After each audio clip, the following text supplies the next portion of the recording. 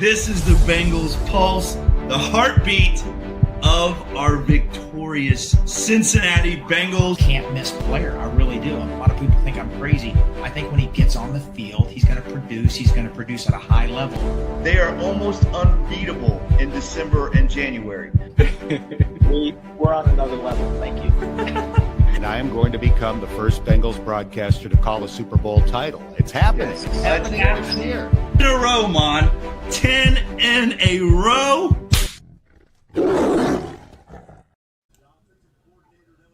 Okay. He left it hanging. We are here at the Abel Hassan's Houday. Welcome to the Bengals Pulse, the heartbeat of our Cincinnati Bengals. Obviously, Mon, Eric, I am Jake. Thank you guys so much for joining us. Happy draft day to all. Obviously, yesterday, even though we didn't make a pick, man, oh man, the way that draft worked out, so much better. So excited about Dexter Lawrence. Such a great move by this Bengals front office. And now, as this draft, guys, is starting to work itself out, all these defensive players are falling. So far, we've had 2 picks in the second round. Both have been offensive players. Guys, there are going to be some serious defensive dudes still on this board.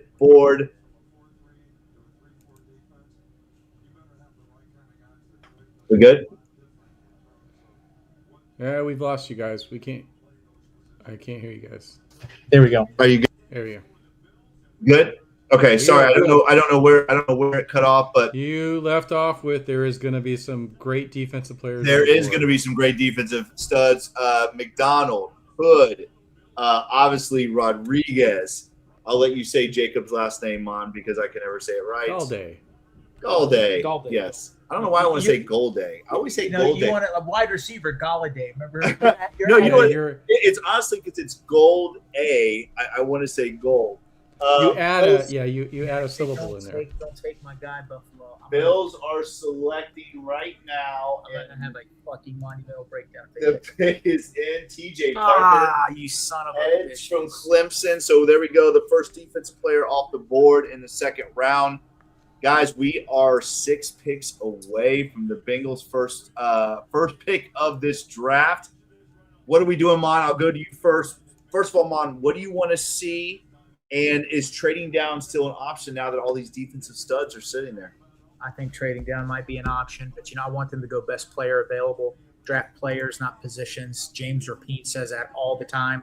Guys, I know linebacker is a big need. I'm not trying to downplay it, but everybody's just hell-bent. Like, we got to pick a linebacker.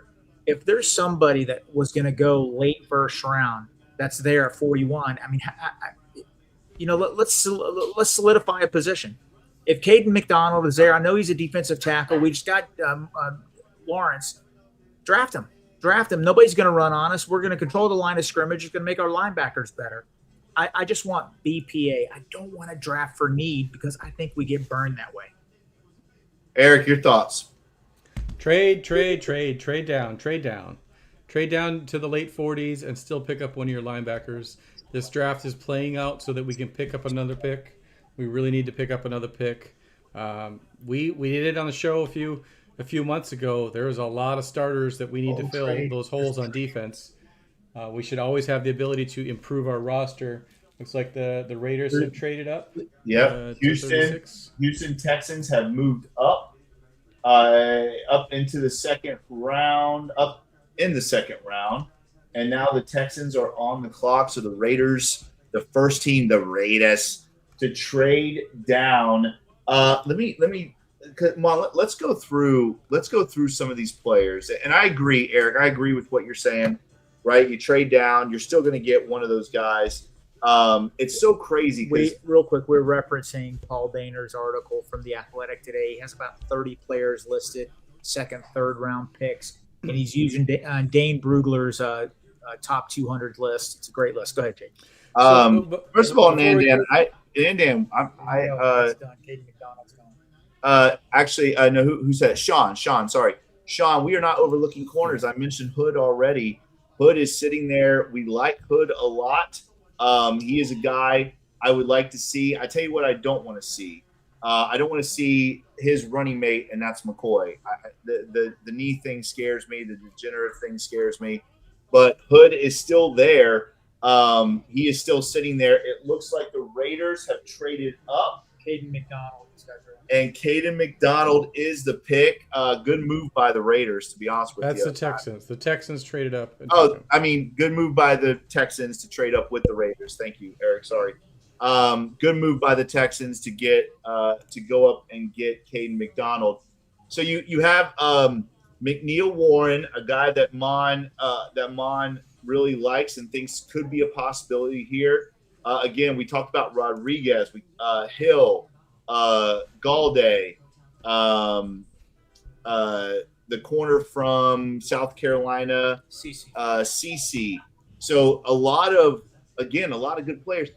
Mon, I want to talk to you because you and I talked off air today. What a crazy first round, right? Guys that, we had mocked in like the third and fourth round going in the first round. Talk about that a little bit, Mon, because I love what you and I talked about earlier today. I thought it was very poignant what you said. Talk about your thoughts on that and how it all worked out in the first round. Well, I think as fans, we get caught up in the mock drafts and big boards of people. And a lot of people know a lot about football. But in all honesty, we don't know what NFL teams know. I'll give you an example. I read an article about the Bengals being enamored with Caleb Banks. They really love Caleb Banks, the defensive tackle from Florida. This is about maybe 2 months ago. Top 30 visit. They interviewed him. Everybody's like, oh, he's a second potential third rounder. He's got a bad foot. He got picked in the top 20 of the draft. NFL teams know he's 6'6", 335, super athletic. You need those kind of players. And there was multiple players like that simulators and people on big boards, Twitter, GMs, had going in the second or third round. Well, they're first rounders. So we really don't know. The simulators don't know. It's a lot of fun. I love doing major mock drafts, but we really don't know what these NFL scouts are seeing, what data they're collecting from college campuses. Some of these players that we have second and third round picks are first round picks. And that's helping the Bengals tonight because some of these guys are falling back. Colton Hood, I hope he makes it back to us because I think he would be a home run. Here's the announcement for McDonald. Pons is still there. Terrell is still there. There is a ton of very good corner still there. I am very excited to see what the Bengals are going to do. How are we? Are we going to stay on air when the Bengals pick? Absolutely. Okay. Yeah, we gotta talk about it. Please please do not post anything, listeners. Let us. So see we're gonna be like 5 minutes behind the TV show. It's always about. I know it's behind, that's what I didn't get to watch a lot of the first round last night. We had our district championship, but there's Caden McDonald. I can't believe he fell to the second round. I didn't get to watch a lot of it because we had our district championship game last night. So, but Mon kind of clued me in on everything this morning. I think I caught like the last 5 or 6 picks last night, but Mon said it moved very fast. A lot of crazy stuff, a lot of trades towards the end there, and a lot of players going that really just odd. Like, listen, I'm a big UCF guy. Charge on. I can't believe Malachi Lawrence went 23. That's crazy to me, but he is a stud. I mean, don't get me wrong, but these mocks had him going in the third round. Just crazy. It is crazy. These NFL teams, they do not care about any of that shit at all. So Ty Simpson going to the Rams, McVay looking pissed off during that whole press conference was great stuff. Just crazy stuff in the first round. But now the Bengals, man, they make this incredible move, guys, and they get Sexy Dexy, and they're still going to be able to get a Pons or a Rodriguez, a Hood. Like maybe one of those guys is going to fall to him. Let me ask you guys a quick Hood question. is gone. Hood is gone. Oh, wow. Hood was just taken. So who is that? That would be the New York Football Giants have selected Hood. Yes. All right. What do you guys think about? I know his knee injury caused him to drop, but McCoy is a top 10 talent, healthy. I read a report that his ACL is intact, but I guess there's something else going on with cartilage. I don't know if that's scaring teams. I can understand not picking McCoy at 10, but at 41, do you take that lottery ticket because he's a top 10 talent? What do you think? Yeah, he's a top 10 talent. 10 o'clock, and Bob. 10 o'clock.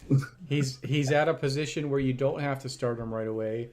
We're probably one of the teams that could take a flyer on him because of that. I have been on record. I want an immediate starter with this pick, but you'd be hard-pressed not to take him, especially with 2 cornerbacks in their contract years.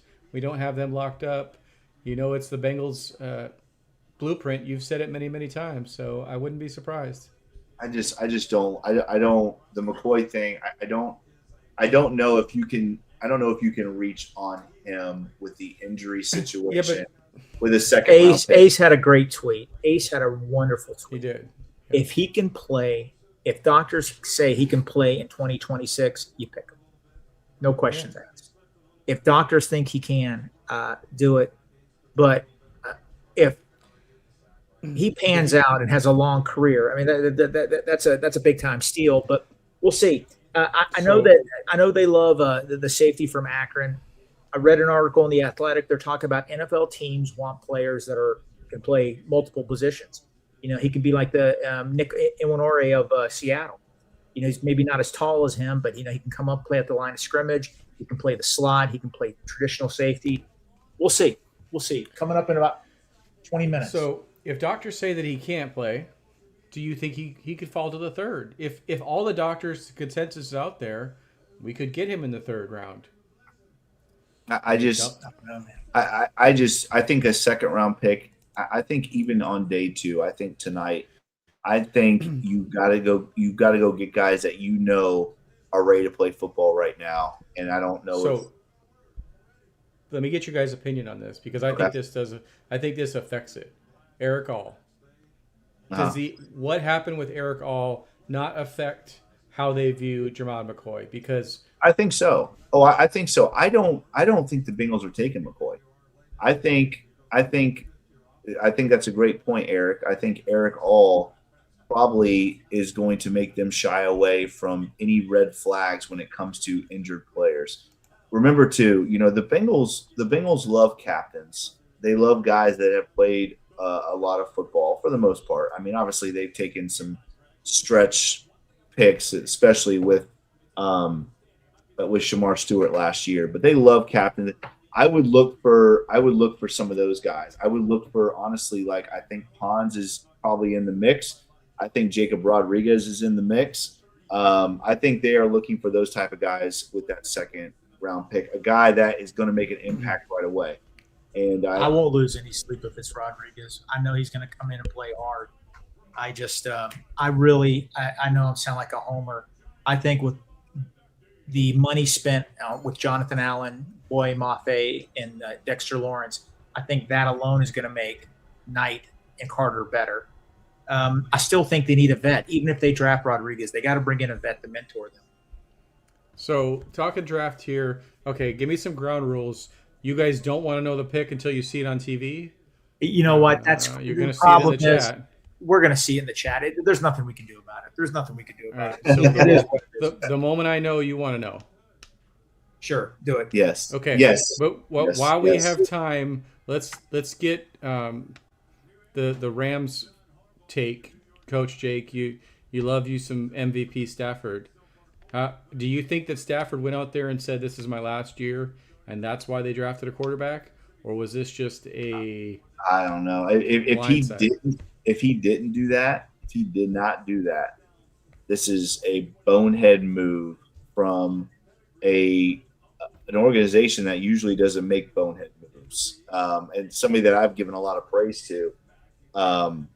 When I saw that pick, I missed it again. We were playing a football game, but when I saw that popped on my phone after the game, I was shocked. I could not believe they took a quarterback, especially at 13. That is just crazy to me. And obviously, Sean McVay looked like he didn't want any part of it. As a coach, I'm sure with the 13th pick, you want a guy that can make an impact this year. They have a Super Bowl roster. Mon and I talked about this earlier today. Mon made a very good point. This is a Super Bowl ready football team. you want an impact player. Like, you want a guy that can help you right now. You really do. And I don't think Ty Simpson's that good, to be honest with you, especially at 13. So I don't know. I thought that was probably the biggest bonehead pick of the first round. Daniel Jeremiah brought up a really good point. Ty Simpson had to wait a couple years to start at Alabama, and now he's going to have to sit 2 years minimum to potentially play where he plays for the Rams. That's 15 games that he's played in over a 4-year period. Because last year, Stafford was MVP of the league. All right, he's 40 years old. I get it. He's going to play this year. I think he'll play 2 more years, and then Simpson's the guy. I think when your team is that good, draft a wide receiver. You had a hard time matching up against the 49ers and the Seahawks. You need to match them because Seahawks are Super Bowl champions. They should have got an impact player. Simpson could be in about 3 years. Here we go. The Raiders are picking at 38. So let's talk about the top players that are on the board here. Raiders pick is coming in, or know who that is, but let's talk about some of these guys. I want to get your guys' comment on Anthony Hill Jr., linebacker. I don't think that he was ever mocked to be there when we picked, so we haven't talked to him about him much. Where does he rank as far as the linebackers go? Would you be jumping to take him over Rodriguez? Because he might be there. He will be there. They took McNeil Warren. Who did? No. They took Traden Stukes. Traden Stukes to the Raiders. Wow. Over McNeil Warren. Okay. Buddy, I'm calling it right now at 41. That's who I want. Continue. Okay. So what do you think about Anthony Hill Jr.? Give me your comments because he might be there for us. He was never predicted to be there for us. So again, Mon and I are looking at. Oh, there we go. Oh, that's nice, Mon. Okay. I like that. That's good. All right. So again, Mon and I are looking at. We're looking at his stats again from the Beast. This is coming from the Beast. 6'2", 238. Big, rangy safety. That's a big safety. Yeah. Oh, linebacker, I mean, not safety. 6'2", 238. But a guy that I think Matt was saying could play a lot like down in the box type of a safety. Says covers a ton of ground in run pursuit, so very good against the run. Again, stuff that we talked about earlier this week. I don't know how he fits this Bengals team on. I don't know. I think why I'm so stuck on Jacob Rodriguez is because he's a captain. He is a very, very productive player. He is a game changer at that position. You're right. Hill is a guy that really hasn't been in the mix. It's really just been Galladay and Jacob Rodriguez. But so what are your thoughts on Hill? Before you give me thoughts, at 39, the Browns are taking Denzel Boston. Oh, okay. That's good. That's good for us. Okay, here it's going to come down to Rodriguez, McNeil Warren, C.J. Allen for the Bengals. That's what I think is going to happen. It's going to be one of those three. You don't think Pons is in the mix? I don't think so. Hey, do you think trade down is out based on those guys being there? It could be, but they can't trade down more than 5. Okay. Duke Tobin wants another pick. He wants another 4th-round pick because they don't have a 5th. It depends on how far you drop. I don't know. We'll see, buddy. We will see. I think McNeil Warren is going to be a stud. Let's read up on him real quick. So the Browns just took the 3rd-rated wide receiver that's still left. And they drafted Concepcion too, buddy. They won. Denzel Boston was the top-rated player on NFL's board. So not on what we're looking on right now on ESPN. So, draft boards as they go, he was the top-rated player for NFL. ESPN has him as not even the first best receiver available. I'm sure that they use the NFL, not ESPN, because it's the Browns. They might use Billy Bob's. I like this. I like this quality over quantity. Thank you so much. That is very true. So that comment is saying that we would rather get a Pro Bowl starter at 41 than a okay starter and a backup in the 4th. I wouldn't mind, guys. I wouldn't mind moving. This guy's a hybrid. He's a safety, can play linebacker. Look how big he is. Well, that's McNeil Warren. yeah. 201, but 6'3.5". He's 213 at his pro day. Oh, 213 at the pro day. Yeah. I mean, I had us taking a safety.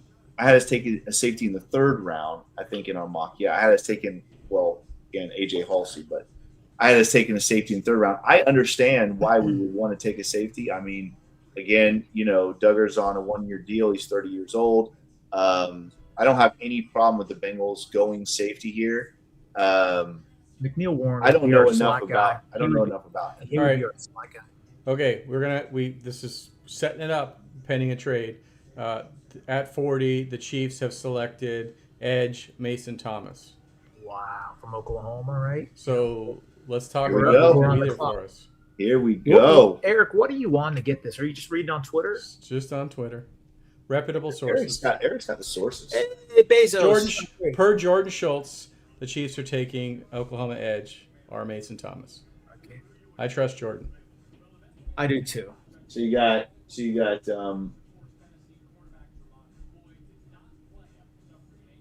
So the Bengals are on the clock.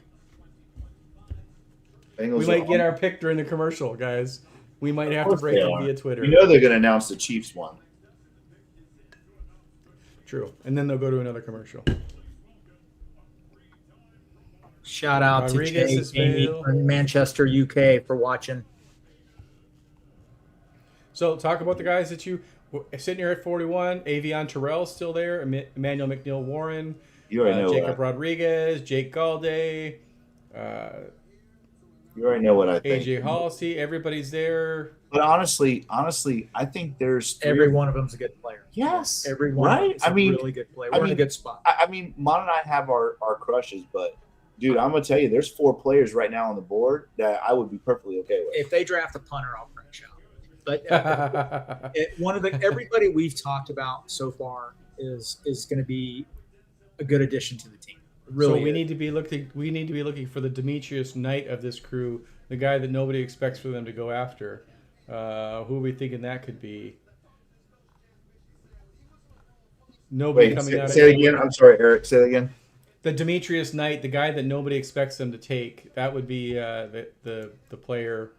Oh, yeah. Well, I just think Jacob Rodriguez fits what the Bengals need. They need a leader. They need a playmaker at that position. all right. We got Fuzzy Balls with a prediction here in a super chat. Fuzzy Ball says he's the 2 picks he's heard the most. Terrell and Rodriguez. Thanks, Fuzzy, for the super man. Appreciate it. I mean, Terrell being there is a surprise. That is surprising. But we still have Jermon McCoy too. So again, we'll see NFL bloodlines. what the Bengals really are thinking. Let me see here.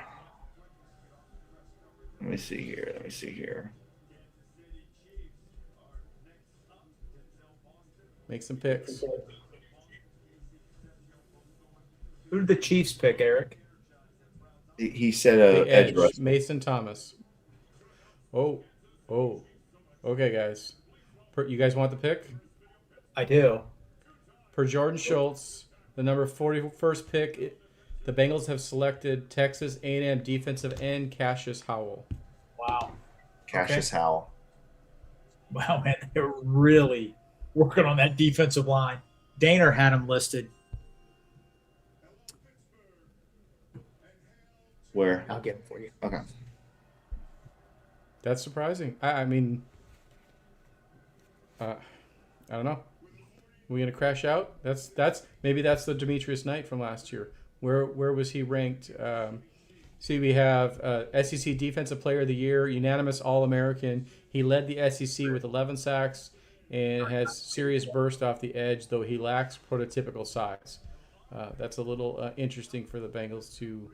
6'2", 262 at his pro day. Says thick, compact frame with Tapered waist, athletic lower half. a quick initial burst, acceleration. Again, obviously, this is a guy that's productive, right? I mean, this is not Shamar Stewart. This is a guy that led the SEC in sacks. Honestly, I don't See this right here? I love that. Miami's number 1 draft pick, Francis Mauga, called Howell the toughest opponent he played last year. That's nice to hear. Yeah. Well, I mean, So what do you the guys? Bengals, this is this a pick? Let's talk about, because this is an interesting pick picking an edge rusher. Is this a pick because maybe they are not very high on Shamar Stewart, or is this best player available? What do you guys think? I think they're going to say it's best player available. I think the Bengals are going to have him that high. That's what they're going to say. They're not. There's no way they gave up on Shamar Stewart, but I think the Bengals want to come in waves. I think they want to dominate that defensive line. Boyd, Mafe, Allen, Lawrence, Murphy, Stewart, guys, they are building a top-notch NFL defensive line. They really are. Yeah, I mean, we I lost think- Trey Henderson. We did pick up some guys, but there's depth there. I mean, every player that comes in to rush on the edge, you're not having any step down. You know, last year we saw Myles Murphy coming on in his development, but our depth was lacking. And when Trey Henderson was out, we didn't have the production. So It's like now, Ken Anderson's announcing it right now. oh, okay. Let's pause for Ken Anderson.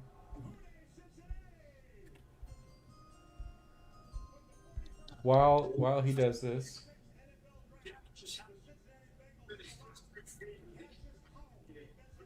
Bowling Green's in Kentucky, so Cincinnati knows him from there. First team All-American, SEC Defensive Player of the Year.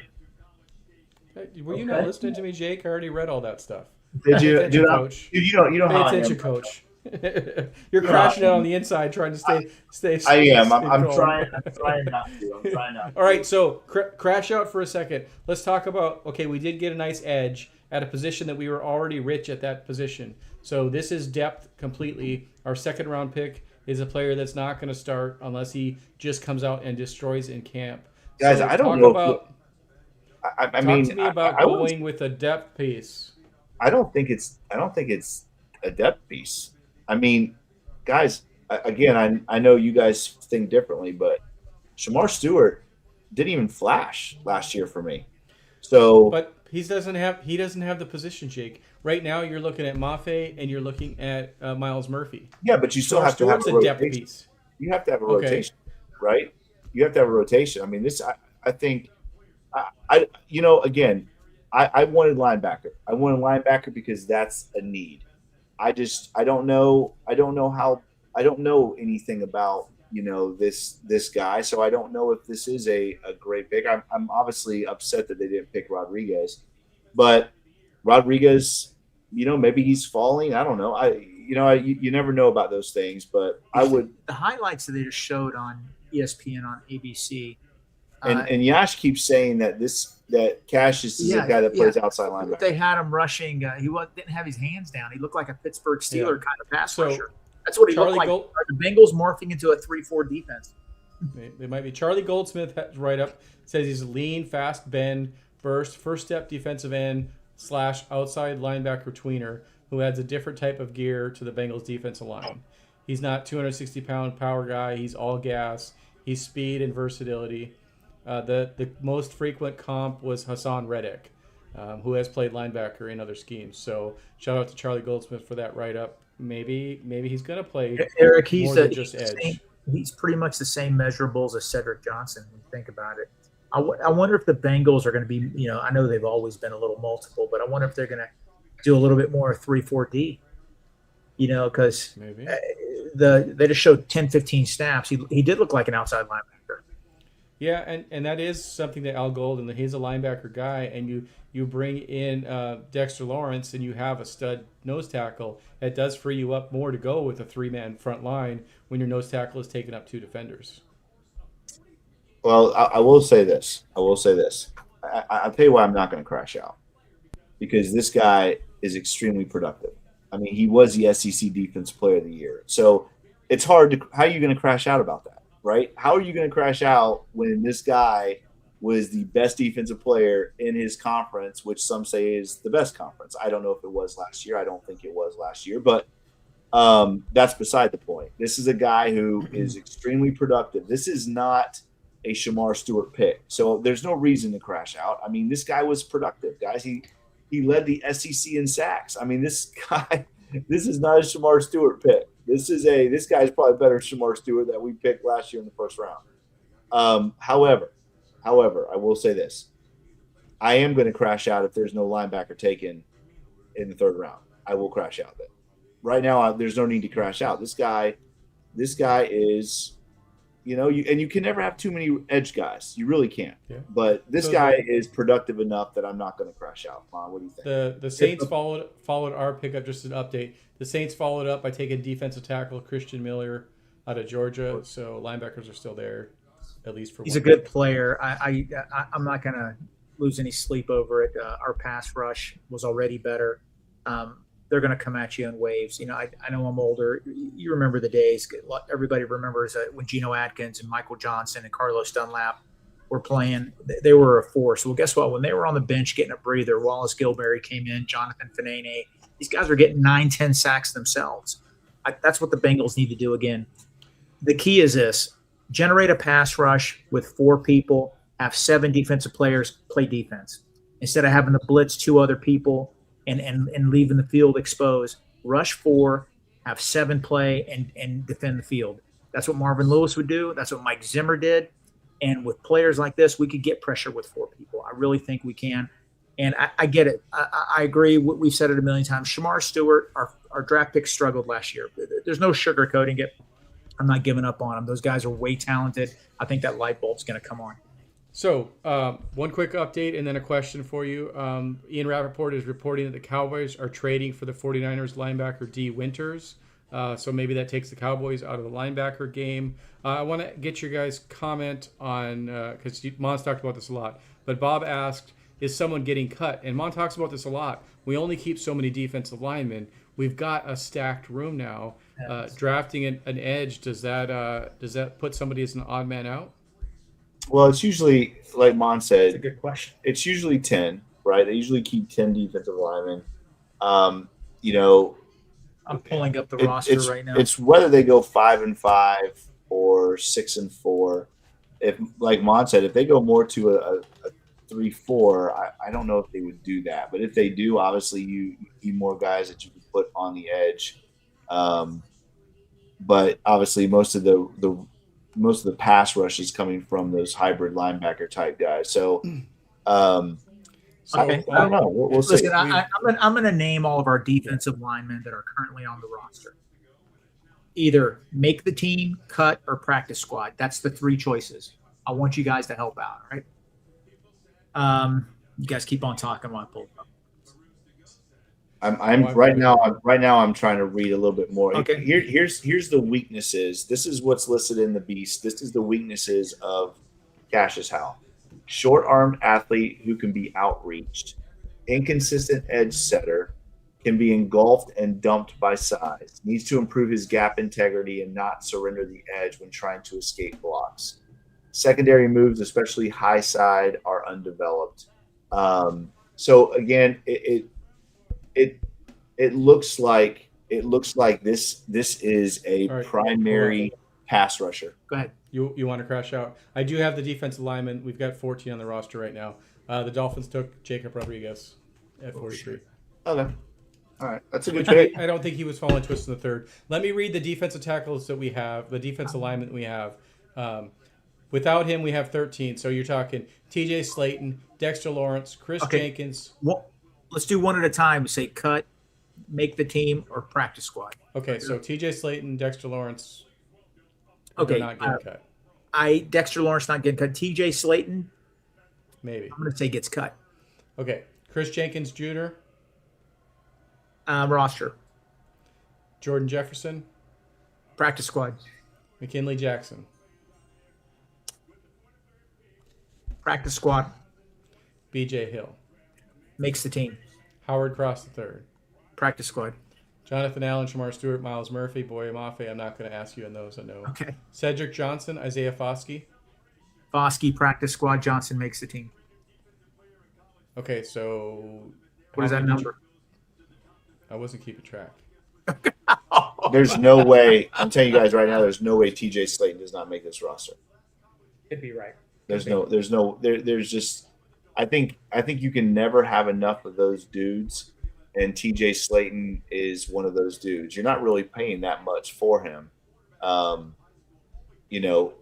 comparatively speaking. But I think TJ Slayton makes this. I think there are, as far as the defensive tackle room goes, there are 4 definites that are making this roster, and TJ Slayton is probably one of them.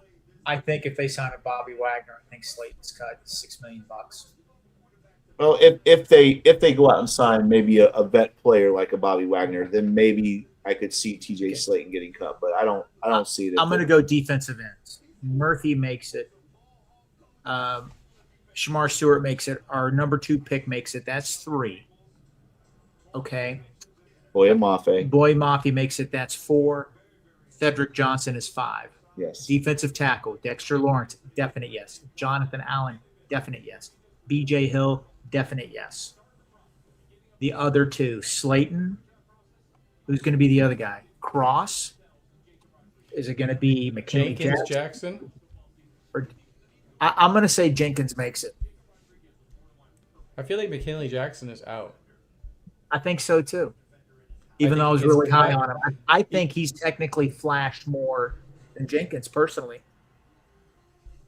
Less opportunities, but I think he's had more wow plays.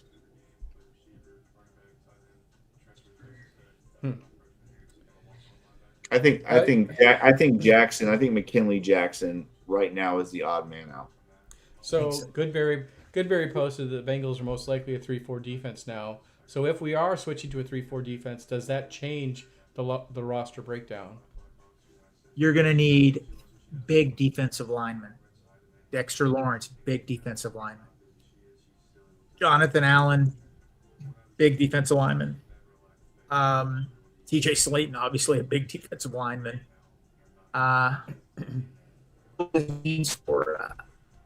Miles Murphy's 280 pounds. Is he going to play outside linebacker?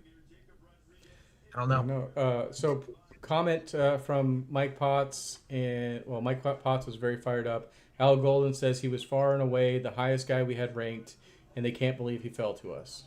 So Al's very excited for that pick. I'll listen. I'm happy with that pick. Actually, I'm not going to crash out. Listen, this is what I know. This is what I know. You keep saying it. I feel like it's going to happen because you keep. No, it's not going to happen. It's not going to happen because this is what I know, and I have said this. I have said about going out and getting playmakers on defense. This guy is obviously a playmaker, right? He led the SEC in sacks. He was the defensive player of the year in the SEC. His comments are killing me. They're great. Dude, guys, I think we need to keep into account. We sucked rushing the passer last year, right? We were terrible at linebacker, and we sucked at rushing the passer. The Bengals have gone out and fixed that as far as rushing the passer goes. Again, Mon's guy, Golday, he might drop to the Bengals. The Bengals could still trade up. I don't know, but I'm just saying this right now. If we don't get a linebacker in the next couple picks, I will crash out because I think that is not only a need pick, but that will tell me that the Bengals are set on Barrett Carter, which I just don't agree with. If you want to talk about Golday real quick, Golday's about the same size of the guy we just drafted. Golday's 6'3", 6'4", 250. He used to be a defensive end, super athletic. If they are going 3-4, he would be ideal for it. Man, Al Golden wants to kill quarterbacks. Go ahead. No, I just want to go with Fuzzy Ball's next comment because he talks about drafting wide receiver Antonio Williams at 72. So let's talk about that because you really want linebacker next. But we've said it often this offseason, players, not positions. If you've got a great wide receiver sitting there and we need that third wide receiver, Yoshi's contract is coming up soon. If the wide receiver is the number one player, you kind of got to take him. We might not get a linebacker. We might not get these guys. So what are your guys' thoughts if we are out on linebacker now just because that's the way the draft fell. Well, I don't think the Bengals are out on linebacker, but it does make sense because going to that 3-4 like we talked about, going to that odd front, you have Boye Mafe, who is kind of a hybrid as well, right? Boye Mafe is kind of that hybrid, and now you have Cassius Howell. Those could be the two outside linebackers, guys. They really could be. Again, I don't know enough about Boye Mafe right now, but I will say this. If that's the direction we're going in, I will be very happy with, because that 4-man front is just not working. It's just not working. And if we're gonna go out and reset this defense, you have to have really good outside linebackers that can rush the passer. And if that's the direction the Bengals are going in, this pick makes 110%. It just makes sense to me that this would be the pick if that's the direction they're going in. We just got the SEC Defensive Player of the Year, had 11 sacks last year, had 4 the year before, 15 total at his tenure at Texas A&M. I'm not losing any sleep over that. No, that is a good pick. And what was you guys remember the last show of the regular season, right? We broke down the weaknesses of this roster. What has this team done? Remember, we had linebacker, safety. It was all riddled. It was all defense. Okay. What have they done? Look what they've done in free agency. Look what they've added already in the draft, and they're going to add more at 72. It's going to be night and day different. Night and day. I wouldn't be surprised if the Bengals have a top 12 defense next year. Call me a homer. I think they could be top 12. Updating where we stand, the Lions traded up and took defensive end Derek Moore. And then following that, the Ravens just selected Mizzou defensive end Zion Young. So a big run on defensive ends here. He's a good player. Yeah, a run on defensive ends. What are your guys' thoughts on doubling down on Texas A&M edge rushers? Got Shamar Stewart. Now we got Cassius. Do you really want me to talk about Shamar Stewart right now? Let's not bring the mood down. I'm going here for content. We got 634 people that want to see Coach crash out. 633. You might have to wait for the third round for that. Honestly, I'm not. Yes, you might have to wait for the third round for me to crash out, because I'm not upset with this pick. I'm not. Listen, the reason why I hated the Shamar Stewart pick is because his lack. As a coach, I will tell you, if I don't see you produce at the college level, it would be hard pressed for me to think you could produce at the NFL level.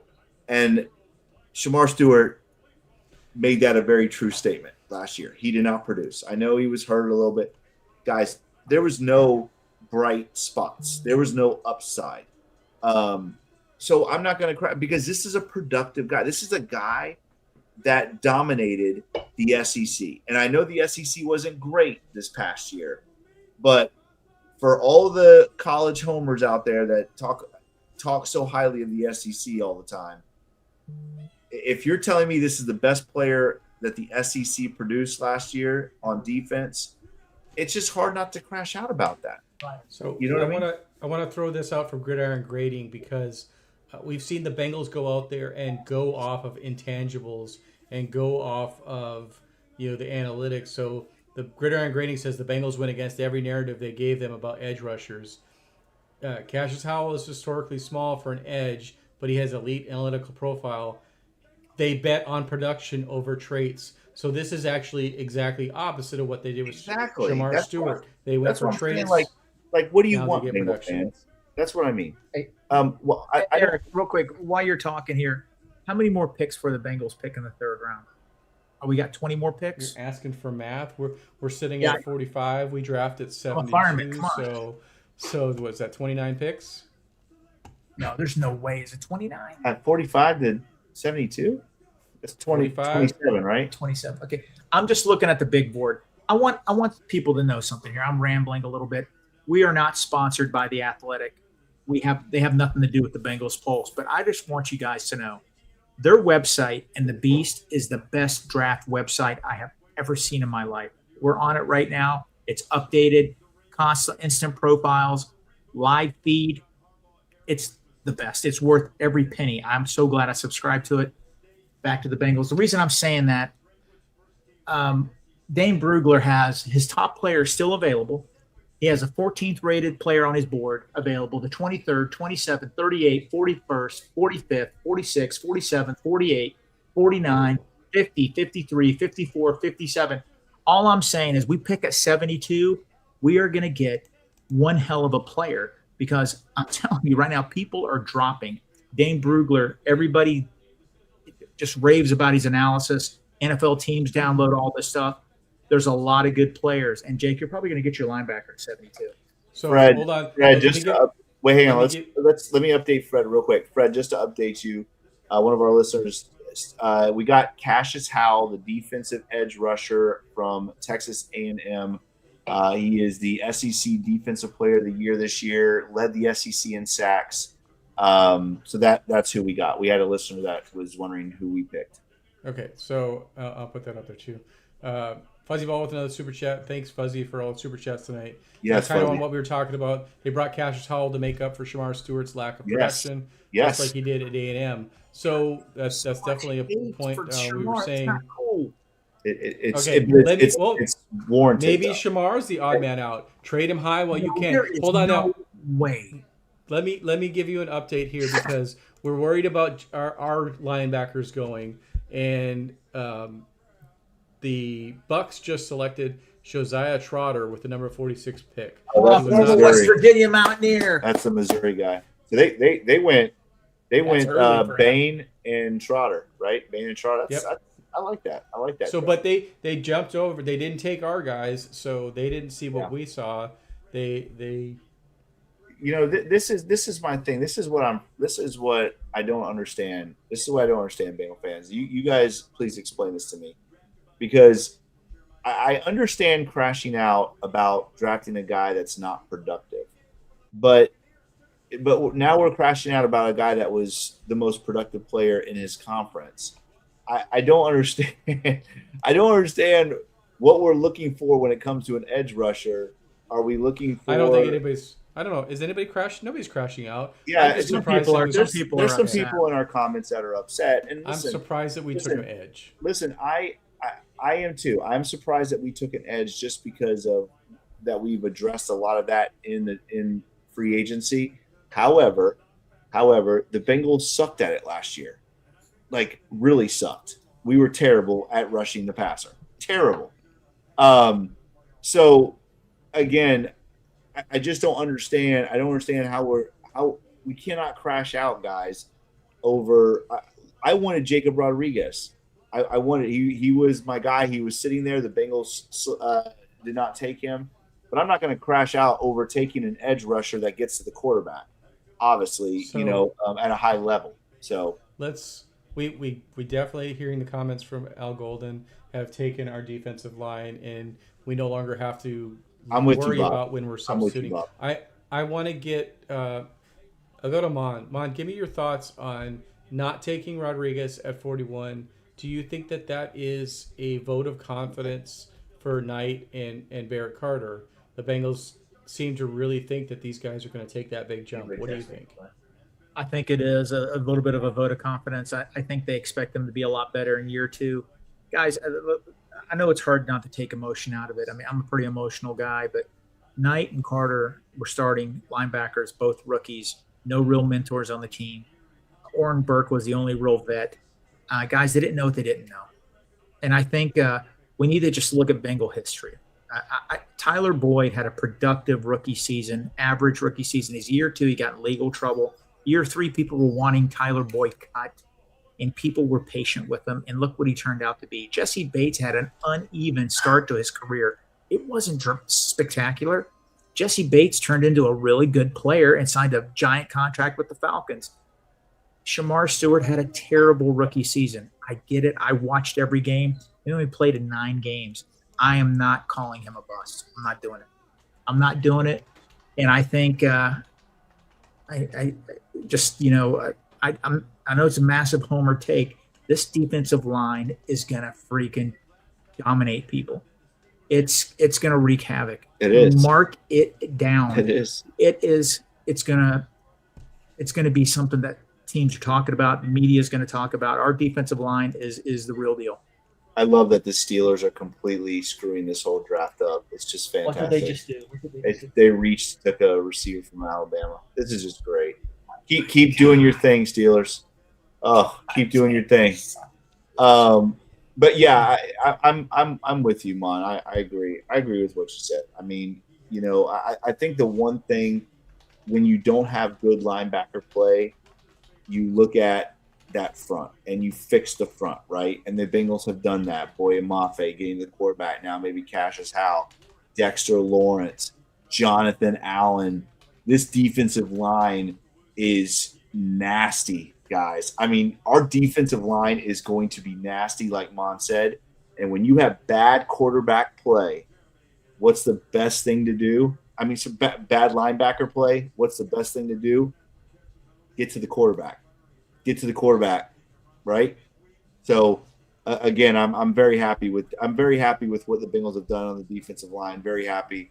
Again, those guys, Jonathan Allen, Dexter Lawrence, those guys are going to take up double teams. It's going to free up lanes. You know me, I am probably one of the hardest people on the Barrett Carter situation. I do not like Barrett Carter at all.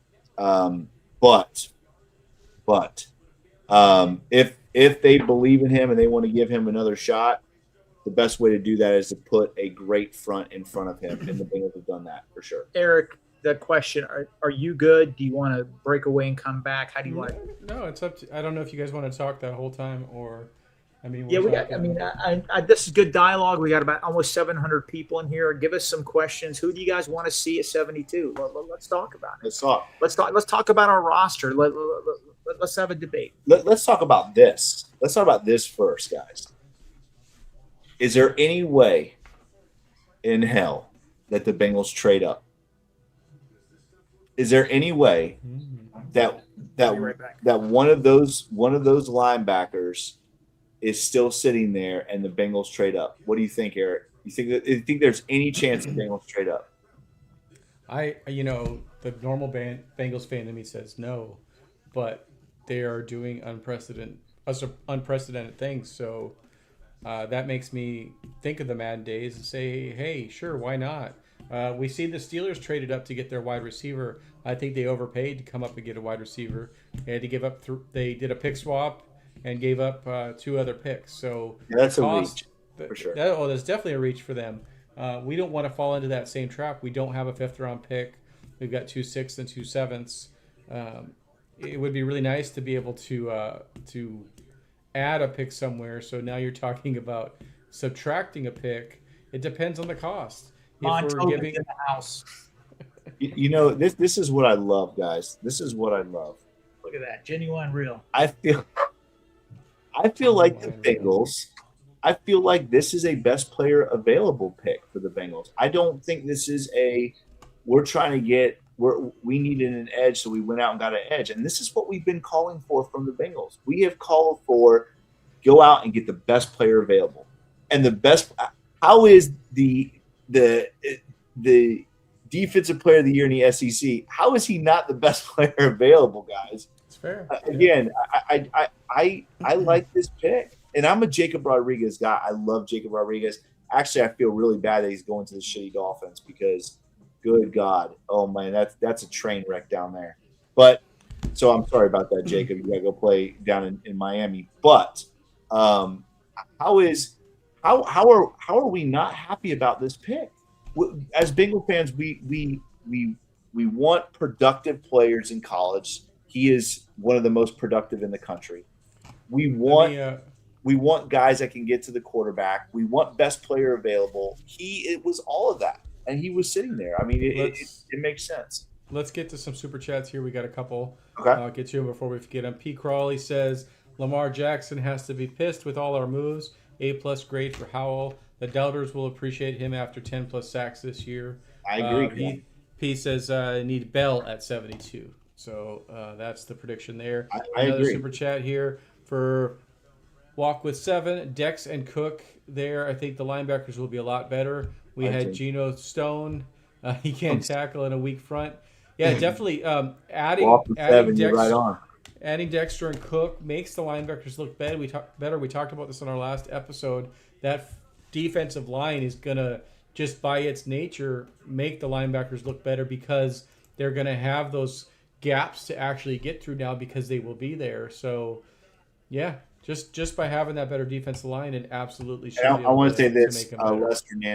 Les Hernandez, I'm with you 100%. Like I'm with you about the linebacker thing. We better draft one. I'm telling you, we better draft one. And I'm with you too, Ken. I'm so glad McCoy was not the pick. What if we don't?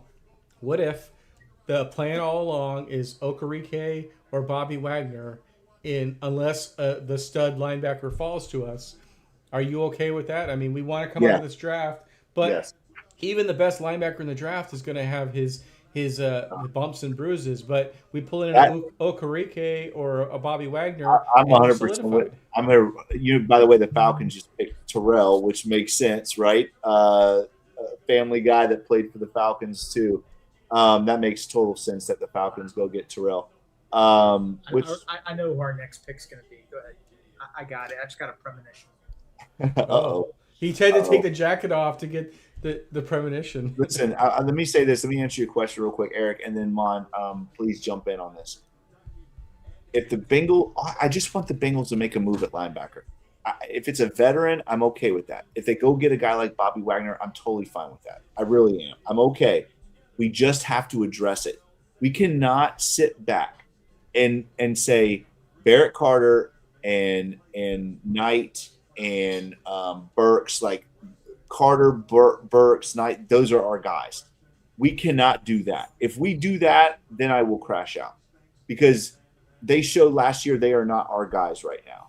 Now they're young, right? Ooh. I mean, Knight and Carter are both young. But that is what will make me crash out if the Bengals don't make a move at linebacker. And I think that will dampen an incredible offseason that we have had. Because we have. I'm going to be honest with you. If we go out and get a linebacker, to me, this is one of the best off seasons that I can remember. It really is. I mean, it really is one of the best I can remember. However, if they do not address linebacker, I think it will dampen this offseason a little bit. Panthers traded up with the Vikings. Who did? Panthers traded up to the Vikings spot. I think what we've seen so far, I think they're high on the guys that struggled last year. I think they expect a big turnaround. Even if they draft Goldie or another linebacker, C.J. Allen, you need a vet to come in. I think that's what hurt them last year. They didn't really have a mentor. Starting two rookies on that defense, I mean, you're not setting them up to succeed, but let's just talk about this defensive line one more time. I scan Twitter. Everybody's pumped. I guess we really shouldn't be surprised because Al Golden said it. He said it at the Combine. He said it, the season ended. He wanted pass rush. Yes, Matt. Yes, your premonition is right. I want a linebacker. I do because listen. I love the Bengals going. By the way, it's crazy to me that Pons is still available. I don't know if anybody watched that. He's 5'3", man. He's not 5'3". Listen, if anybody watched that kid play this year, I thought he was one of the best players on the field. I really did. In the games I watched him play, I thought he was one of the best players on the field. But anyway, I know people love the eye test. I'm not an eye test. Oh, we got some. Is this? Oh, thank you, Heather. Here, come on, Ryan. Homemade chocolate cake. See, this is how the Pulse rolls. I thought Coach Jake demanded ice cream cake. You said what? Heather, I gave that to Ryan. I thought Coach Jake demanded ice cream cake. Yes, absolutely. Okay, thanks. He's such a polite kid. My wife goes, "Can you have cake?" Heather, are you serious? You know how the Owenses roll. Come on now. All right. Yeah, I just want. Yes, Pons practically did shut out Jeremiah Smith. Again, guys, I'm telling you, Pons is a dude. He's a dude. I'm just surprised he's there. Hey, can I pause real quick? Okay, so Eric done messed can up. Can Pons fall to the third? Look at this, Eric. You messed up. What'd you say, Eric? Yeah, but where am I going to fit in? This is going to be like the guys that are sitting in this little tiny Ford Ranger pickup truck and somebody's riding in the middle. I'm good, guys. I'm good. What if D'Angelo Pons could he fall to us at 72? Who? I don't think so. Pons? I don't think he does. I think I if gotta the time Bengals- it in between your bites. Come on, guys. I think if We the could have Bengals- shut off the camera for the cake. I apologize, everybody. Forgive us. We love you all. Listen, we're celebrating. I'm celebrating this off season. Yeah, we please could have go come get a back linebacker. later. I want you guys to know so- something. Absolute. I try to be measured. I try. Who not day to- 3-dub? I try not to be major homer. I am so excited about this season. We are set up to do some damage. Joe stays healthy. We know what this offense is. This isn't going to be an average defense. It's going to be a good defense. I'm not Yes. going to say elite. Yeah. It's going to be a good defense. We're going to win double-digit games. We're going to get to the dance. That's all I want. Get to the dance. Let's see what happens. By the way, the Panthers. Speaking of the dance. Speaking of the Hey, dance. there he is. What's up? What's up, my man? How you doing? I'm doing pretty good. Can you guys hear me? Yeah, buddy. Yeah, we can hear you. Okay. Yeah, bro. Like, hold up. They cut the Bengals. They didn't show the crowd on TV. No. No. Bro, I was there when they made the pick in the front row and everything, like with all of our Bengals people and everything. But Well, tell us what was it like? it was pretty dope, man. I mean, everything was pretty chill. You gotta think you're in Steelers country. I'm in a media room in the back though, because I've been trying to get a bunch of info for us. I got my little credentials and everything going. But like when I got out there, I mean, it's a lot of Steelers. It's a lot of Steelers because we're in Pittsburgh. Yeah. But I mean, it's not. I don't know. I don't know. I'm one of them weird people where I just don't give a fuck though. I don't know. So Yeah. So like the vibes of that were normal, and then the Howl pick. You want to know like the energy around the Howl pick? I want to know the energy. Obviously, I will show you. I will tell you what they did show is them. They showed all these crazy ass Steeler fans celebrating some reach at receiver. That's what they showed. But you know that's and they reset a tackle yesterday too. So. yeah. Well, I'm sure there was a lot of crash out for that as well. But yeah, tell us the feel about the Howl pick, and then I want to hear your thoughts on it. What are your thoughts on it? On the pick itself? Yes. Yes. The pick, I mean, yeah.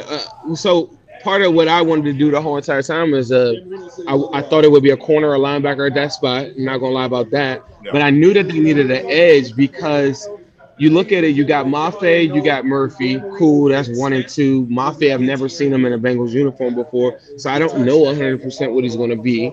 I do know Tobin told me that he was going to go defensive line heavy, and that was my biggest takeaway from that presser that everybody was so angry at. I was like, well, he walked away from it and he said the defensive line is going to get fixed and addressed. And I'm like, for him to say that, he means it. And I know that he's not going to say everything else that you guys like, but I mean, that was my takeaway. And so those are your two. Shamar Stewart, I think you kick him inside and you're saying on third down, go get him. Until then, make him very, violent at the point of attack on early downs or whatever. You can now go into 3-4 shit because you got Dexter Lawrence up front. And now you got guys like Howell and Mafe that can drop if they have to. And the one thing that I kept on saying is if you don't get an edge early, then you could come back and get a veteran edge like Clowney or somebody like that. But if now you don't need to do that because now a veteran edge isn't going to join you because Pons is with the Jets. Here we go. The New York Jets are about to make their pick. Oh, I want the why did you show me that? They took Bonds. He is the guy I want the Jets Yeah, to trade bro. him down. They took Bonds. I literally, Zim, before you jumped on, I said, I cannot believe Pons is still available. That's the one guy I cannot believe is still available. He's a dude. We had a board with Pons and Rodriguez. I just think that they had to go edge because Shamar Stewart, you're putting pressure on him. And then at the end of the day, like you had to have another rotational edge guy. If one guy go down, you didn't have anybody. And then this time around, you actually have an edge with production and a guy that I actually like. Do I love him? Is he my favorite? I prefer TJ Parker, but I don't think Cassius Howell is that much off from that. Well, I mean, I agree. go ahead, Mom. Go ahead. No. I agree with you. I mean, SEC Defensive Player of the Year. But let me ask you this. People have been tweeting it. Some people are like, hey, the Bengals, have they morphed? Are they officially a 3-4 team now? That's what I look at, because I look at like Mafe and Howe. Those are two guys that can definitely line up like that and then drop. The one thing I wanted to see though is I wanted to see what would Dexter Lawrence look like if he was in a 4-3 where finally he's not getting double teamed. But I think but for the defense itself, I just think that it helps everybody out because Dexter Lawrence double teams, and now all the linebackers are playing free, and you got the ability of Mafe and how they're able to drop. And then you got Barrett Carter and all these guys that you just kind of sprinkle in there. And then D Knight, you hoping he takes the step. Maybe the Bengals come back afterwards and get a veteran linebacker. That wasn't what I wanted to do. I would have took Rodriguez or Collins right there, truthfully. I would too. Those were my two guys. Those were my two guys. Then let me ask you a question real quick. If you think about the last game of the season against the Browns, what this team has done since then to transform this defense ain't going to be average. This defense is going to be good. Right. Think about everybody they've added, and they're not done.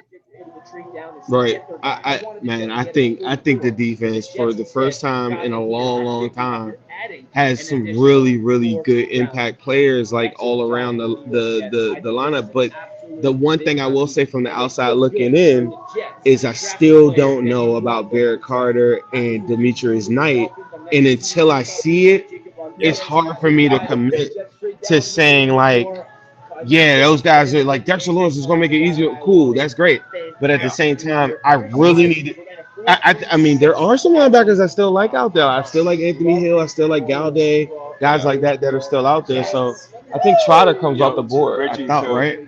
Yeah, Trotter went to the Buccaneers, and I'm with you, Zim. Like CJ Allen has never played. I'm with you about CJ Allen still there? Yeah, he's still there. Okay. I'm with you about the Barrett Carter thing. I don't want to bash on the guy, but I don't know. He was one of those players I just didn't see. I didn't see a light at the end of the tunnel really at all. With Knight, we saw a lot of good flashes. We really did. I think Knight is a guy that I really like, a guy that I think we can count on moving forward. The Barrett Carter situation, I'm not sold on it. And obviously, Oren Burks coming off the bench is not a good situation. I don't believe in Burks at all. I just think if the Bengals, I just said this before you jumped on. This to me, this offseason has been one of the best that I can remember, and the front office needs to be applauded for what they have done. I just want them to address linebacker. I think it will dampen it a little bit if we go into the fall and we're supposed to think those three guys are the linebackers. And Dan just drafted. Right. You want a 72, Jets are having a real good draft. I think Gaudet. I'm with you. I think he gets there. Will he get there though? I think so. I do. I think the potential run on linebackers when Rodriguez goes off the board. I missed a couple of picks because I'm like in this like green room area or whatever. But like, yeah, man. Like I don't know. I think I think he's there, bro. I really do. Yeah, and I think. Man, this. Oh no. Crazy, man, but I will say this, the Vikings just took him. If me and Richie okay, streaming this, never mind. The Vikings just took him. They traded up. Wow! Look at this run. Look at this run. 48. Think about it from a Bengals standpoint. 48. They take Terrell. 49. They take Lee Hunter. 50. They take Pons. 51. Jake Gaudet. That's literally a lot of mocks. A lot of Bengals fans. That's a lot of mocks right there. That people like that I know. 1,000% wouldn't have mind taking a bunch of those guys at 41 outside of Lee Hunter. That's a guy I would have taken the third. What do you? Yeah. Zim, and the Vikings. I think the Vikings traded up to get him. So, no, they traded down. I want to ask you this, Zim, because I asked the other guys this. What are the chances? What are the chances? I know the answer. What are the chances the Bengals trade up? Hold on real quick. Say that again. What are the chances that the Bengals trade up? You know, they good luck charm ain't gonna be there no more. I don't think so, man. After they give up that first, I just don't see it. I just don't. I don't see it. If anything, I would have traded back. And when you're looking at the board, I just don't think there's that many teams that were willing to go back just for a couple of spots. I just wanted to go back a couple spots. But that wasn't nobody wanted to do that. And I think if you go back a couple spots, you can go recoup a fifth or sixth. But I just didn't think anybody was willing to do it. I don't think. And Because them we're taking still, Cassius Howe, I do think he could have lasted for like, let's say like another 6 to 7 picks, maybe. You never know. You never know. We'll never know. The way everything fell in the first round, you just really never know. You know what I mean? Right. But the first round was just so crazy, as far as guys being mocked at certain places and then going somewhere. The whole first round was nuts anyways. There was a lot of guys drafted in the first round that had third round grades on them. So I don't know. It's tough. It's tough to figure that side of it out. But I do, again, like I said, I'm hoping the Bengals continue. I think Cassius Howe to me was the best player available pick. I think that was a pick where they realized that they had to go out and get somebody that was actually productive at the college level. And this guy was you could say he was the most productive on the defense side of the ball in the SEC.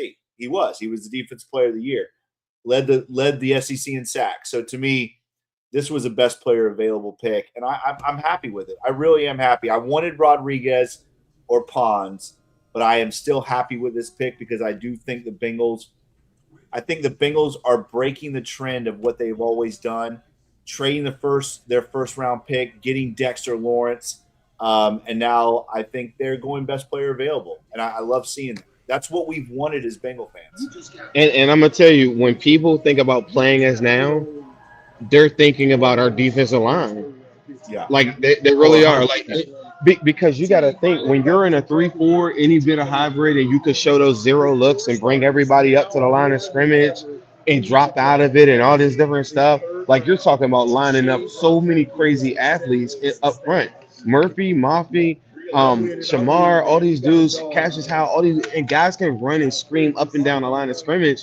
And I think the weakness of our D-line over the last couple of years, regardless of how you feel about Trey Hendrickson being a sack master, now you have all these versatile pieces that I just think that like the next wave is all like they're all in. Like guys like Cedric Johnson that were like saying, man, I want that guy to get a couple snaps. I don't even think snaps are there for guys like that right now.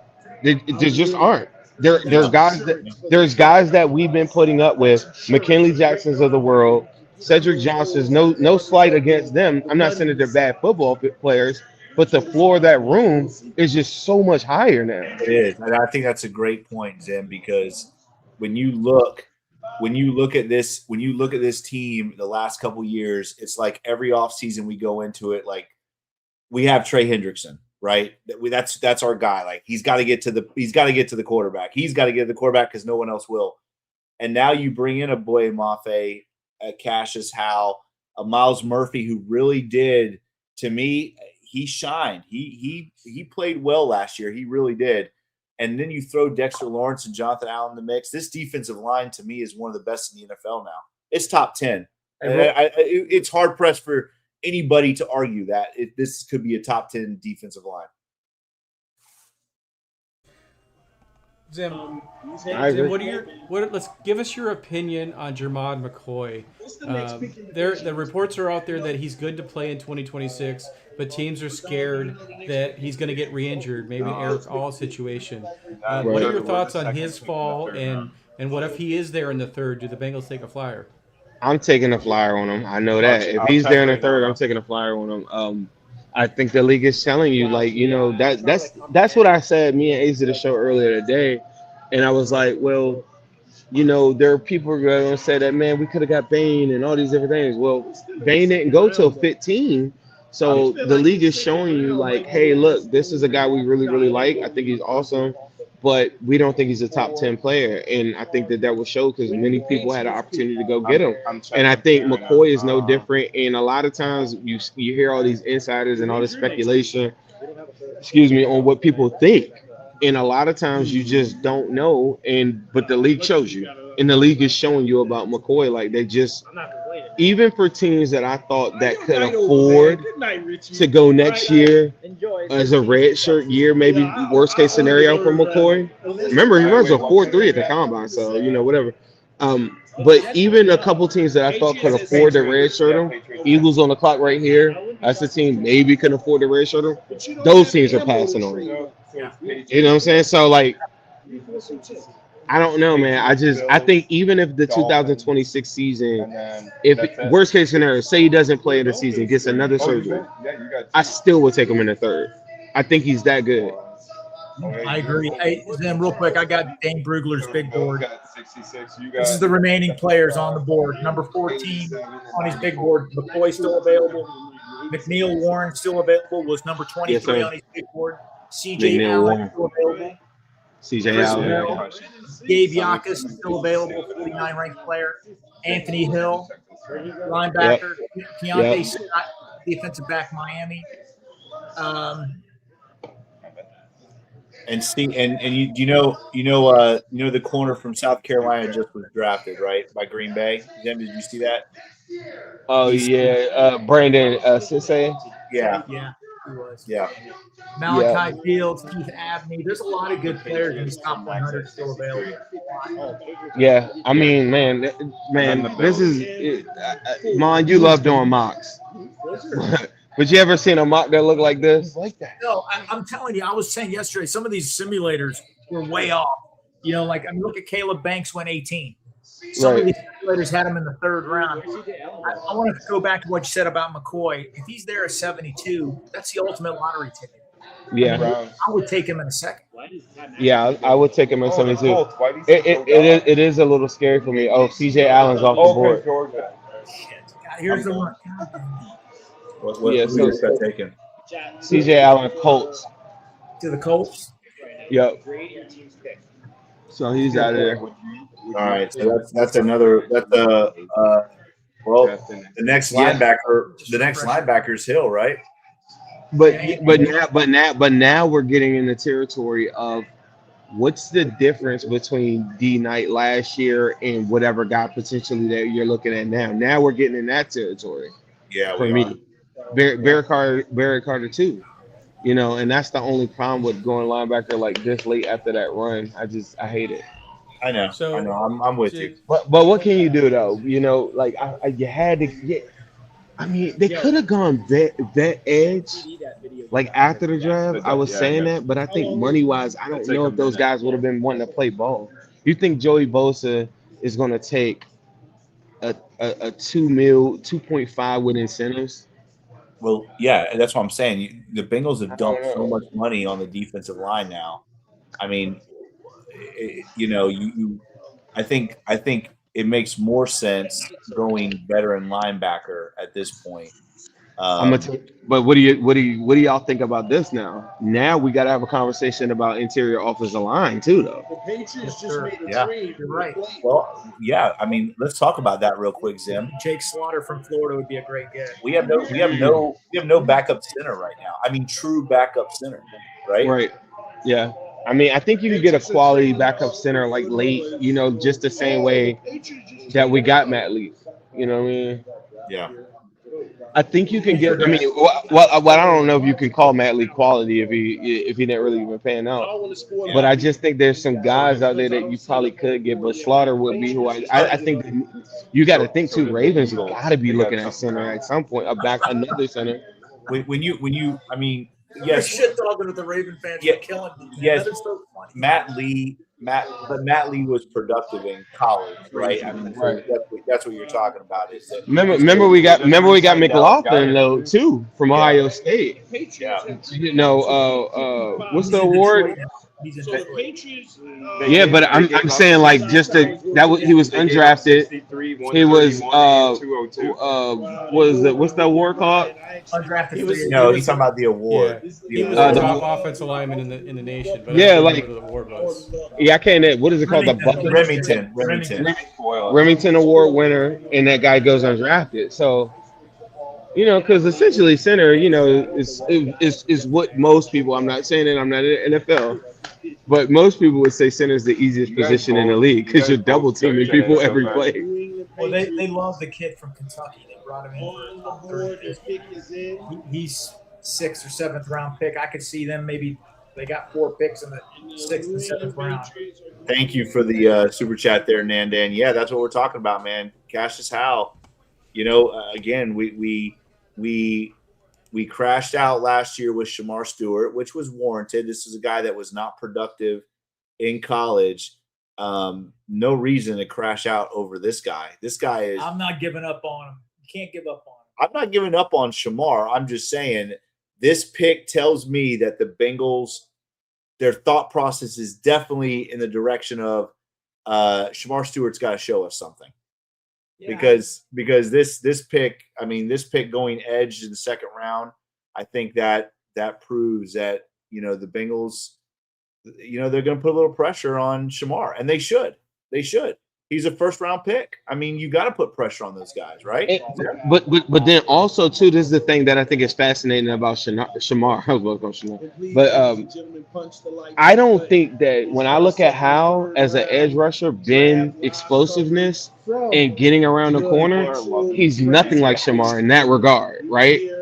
And that alone makes it like where now you have all these interchangeable pieces. Now, ultimately, how this thing shakes out, we don't know what's going to happen with the Murphy contract later on. We don't know how good Mafia is going to be. Maybe Shamar stand up. What about this? What if Shamar Stewart actually learns a pass rush move at some point in life, and then now you got him and how? So, but what it does is it just lifts that room up, and I just think now when you play the Bengals, that is a big part of what people are going to think about now.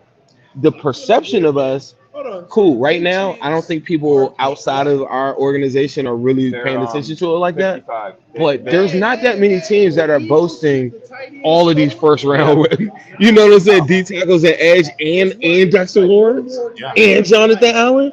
Like you can kind of gloss over that if you want, but what does everybody always say? And you know this, Coach. Like football's run in the trenches, and for once, the Bengals offensive line is very confident. At least the starting 5. I like to see a little bit more depth, but the defensive line now, to me, is the best part of what I think that what could be, you know, on this defense. I like our corners a lot. I think the safeties could be really good or whatever. But I want to ask you guys is, if you had to rank at least the top 3 rooms on defense, what is your top 3 rooms on the defense?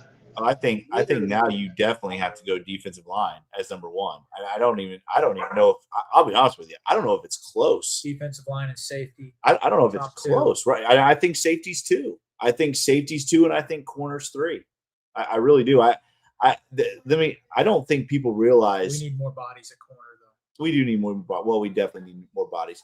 But I don't think people realize how good Cook is. Cook is, I mean, listen, Dexter Lawrence is definitely by far the biggest pickup of the offseason. But I don't think people, I don't think people, there he is. I don't think people realize how good Cook is. Yes, sir. What's up, my man? Ace, how you doing, buddy? What's good, brother? What's good? Good? People? Good. Yes, sir. Talk good. to us, How man. y'all doing? Let us know what do you think of the pick, man? Cassius Howe, you happy with it? Thoughts? Yeah, I'm definitely happy with it, bro. I think there was some concern that we're seeing some of these linebackers fly off the board here. I was thinking about it though. I think our 2nd linebacker is Kyle Duggar. The more and more that I start to think about it, the more and more I kind of see where their mindset is. Like edge rush was definitely a position of need, right? Like me and them talked about that earlier. I heard him speaking about it earlier. So you got Boye Mafe, you got a guy in Cassius Howe. Cassius Howe, the pick of Cassius Howe is the exact opposite of what they did last year on Shamar Stewart. Last year on Shamar Stewart, they went with the traits guy, a guy that has potential. The stats weren't there. Cassius Howe is the exact opposite of that. He's got the stats. SEC leading rusher. I heard Mon talking about that earlier. He's SEC Defensive Player of the Year, has the production from that standpoint, is a guy that's going to be able to push Shamar and Miles Murphy or whoever is in that locker room. So I understand it. I get it because pass rush is king, defensive line is king. And even though we had Dexter Lawrence, you still were kind of looking at the edge rushers like, I'm not so sure like what they have. Like it's looking like there's a loss with Trey Hendrickson there. Now you add this guy to the room and Cassius Howe. And reportedly the Bengals thought that this guy was a 1st round pick. I think that's what Jeremy Roach was kind of talking about. So they had him kind of as their top of guy on the board at the time. And then the other thing is going into from what I heard from somebody that covers Texas A&M, they thought he was going to be a first round pick as well. So the Bengals are probably feeling like we get a first rounder. It's at a position of need. You know, I think this run that we're having right now on the linebackers, I don't think if it happened with the edges that in round 3 you're going to get as many quality guys like a Cassius Howe in that standpoint. So I think right now it sucks that the linebackers are going, but if their plan is to really use Duggar as kind of that linebacker, since he is kind of the third safety in that room, it kind of makes sense where they could go and be in a position where they could go with D Knight, Duggar, and maybe they still go out and get another linebacker. Maybe it's in the 3rd round or something like that. But they do have a lot of flexibility now with all of these guys. And the other thing is that this guy can play some Sam linebacker as well, right? Like him and Mafe are both going to play it from that standpoint. So it's going to be interesting to see what they do. And that's what we talked about with Zim too. We asked him that question. Are they morphing into a 3-4-D now? So I gave all my I think they are a 3-4 defense for sure now. Yeah, I think so. The one thing though about Duggar though that I don't think the one thing I think that they're going to put him in is in that star role where we had Trey Flowers before. Now, will that get him in some positions where he ultimately playing like linebacker and giving whatever, you know, like, because I looked at it last year. I think he played 100-something snaps at linebacker, but I think his main role will be that just on those tight ends, bro. I think that the staff saw that they didn't really trust Carter and Knight, like checking those tight ends, and I think Duggar's the guy that could do it. How many snaps is that? I'm not sure, but I think probably around I think he gets like 300 something, 400. You think, Ace, he probably gets more than that? I think he's going to play a mix between that and that, because I think especially with them, like, and maybe that's not what the original plan was, but I know that they talked about him playing some linebacker. They talked about him playing in the nickel as well. And I think, like, depending on what package they put on the field, like they could go with that 5-2 front with the 2 linebackers and have him playing one of the backers at that standpoint, because he's almost kind of a linebacker at this point in his career. He's not like a super rangy safety or anything like that. So like he's pretty much a linebacker from a skill set anyway. So I could see them, if they don't get that other linebacker, using him more so than a Barrett Carter. It would make more sense to use him. Oh, 100%. And this is the thing. He comes from the Pittsburgh Steelers, you know, an odd front team. He had a successful season last year. I know he's 30, but this is a guy. I don't think the Bengals go out and get a guy like Duggar and put him on the bench. This guy's going to be on for the sure. field. And that was my thing. I'm like, this is Kyle Duggar. This is not like some rando guy that we don't know. Like the Pittsburgh Steelers literally traded for him last year. Ace, I feel like you're talking about Nick Scott. Yeah, like he's not Nick Scott, bro. This is Kyle Duggar. Listen, I'm with you on the Kyle Duggar thing. I think the one thing that we're seeing from this offseason is the Bengals want to go multiple on defense, right? They're going out, they're getting the edge guys that you could also drop in an odd front. You know, the Boye Mafe, Cassius Howe pick. Listen, Cassius Howe, I know he's undersized, but he's not undersized in an odd front. He's not undersized. Tight ends flying off. Tight end going. Yeah, we got a tight end run now. I think did y'all see the trade? Did y'all see the trade with Jonathan Grenard? Y'all saw that? Another tight end went. So Grenard gets traded to the Eagles and gets extended with $100 million deal. Grenard is the guy that I really wanted. Before, when we were having all these conversations about Max Crosby and all that stuff like that, Grenard is he's been injured, but that's a big contract for a guy that whatever ended. What was the trade, Zim? What was the trade? I don't have all the details. Was it picked? Was the trade picked? Yeah, was it picks? Was picks involved? So it was. I'm just getting some stuff. I'm live at. If you guys are just joining us, make sure y'all subscribe. I'm live in the media room here. Number 98. Pick 98. So it was. And the Eagle, in exchange for 2 third-round picks. 2 one this year and 1 in 2027. They get another one in 2027. There you go. So 2 third-round picks for Jonathan Grenard. I'll give you guys a tour while y'all talk. Yeah. Give us the tour here.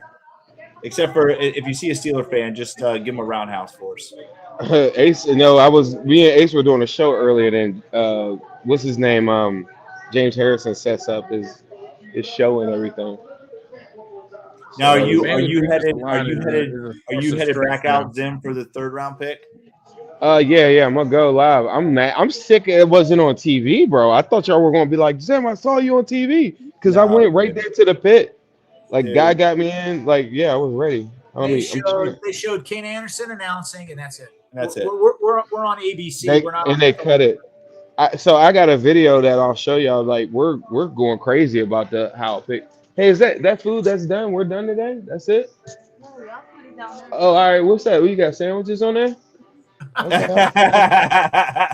Hey, what's the spread look like? Are the Steelers taking care of you guys? It's been pretty good. I had a little prime rib earlier, so let's see where we at now. Though we're in the late night, so earlier we. How do I turn this camera around? Back triple camera, front camera. Here we go. Hey, so what if McNeil Warren is there at 72? Do we take him? I struggle to find a place to get him on the field as the 4th safety. Again, I keep going back to what Jake is like. Kyle Duggar is not some scrub. Kyle Duggar did not come here to, I think, just play like a minimal role. I think Kyle Duggar is a guy. I think even when you look at it when he signed here, he said that he wanted to compete to try to start. So I don't think if you get another safety that's the 4th safety that they're gonna get more snaps than Kyle Duggar. I agree. Listen, Kyle Get Duggar. that cheesecake. Yeah, get the cheesecake. You can't go wrong with cheesecake. Kyle Duggar, we all know as Bengal fans, Kyle Duggar was very productive last year. Like, he played really well. He is There was a point where we were clamoring to trade for him when they weren't playing. We were saying, let's go get him. Yeah. Bro, I said that on Twitter, and somebody was like, "Nah, that never happened." I was like, "Yes, it did." Oh yeah, we were clamoring for it. Listen, we were clamoring for Mon to go play safety after that shit we watched last year. Iowa center Logan Jones just got taken by the Bears. That means that now that's a part of our conversation now. That center, that guard. I just don't want to Billy. I'm not going to Billy Price myself, but that is now a part of this conversation. It's got to be part of the conversation, especially again, with the Bengals really not having a true center on the roster. I mean, when I say a true center, I mean there's some guys that they probably have a guy that can go in and play it if they need it, but they have to start developing a center. I mean, Ted Karras is on the back end of his career. Let's be real. Could 72 be an offensive line? That's my only thing, and I feel like that's what I'm saying, man. I feel like I don't feel like the Bengals have had an elite center since Richie Brown. Like, I don't think they need an elite center, but I don't they think gotta have some kind of center of the future. Bro, remember we went through 4 years of what's bro from North Carolina? We never even bring him up. Yeah, and Billy Price was worse than Bodine. We were ready to move on. Bodine was ass though. Bodine was not good, bro. Bro, Billy Price was worse, bro. Billy Price was worse. Billy Price was worse. Billy Price. Because I remember literally saying, like, yeah, bro, we can't do worse than Bodine, and then we got Billy Price, and I was like, oh, that was a panic pick. They wanted Ragnow, remember? Yeah. And they had announced it, and they got basically what was happened to the Steelers last night. Yeah, that happened to us. It is. They jumped ahead of us and took Ragnow. Bro, they could have got James Daniels in that same spot too. Remember that? Yeah, could have got James Daniels. All right, listen though. If we never draft Billy Price, we might never get BJ Hill. And listen, I know it's hard. That's a tough one to swallow, but BJ Hill has been such a productive player for us, and now I'm that's who I'm really happy for. Jake, this is a family show. You said it's really hard and that's tough to say. Come on, bro. We got kids watching at home. I was gonna say Pill. I don't want to be on. But yeah, you know what I mean, guys. Like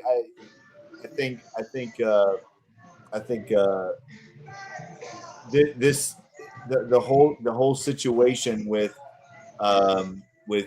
Billy Price and us getting BJ. And BJ Hill's been a great player, but aren't you guys happy for BJ Hill?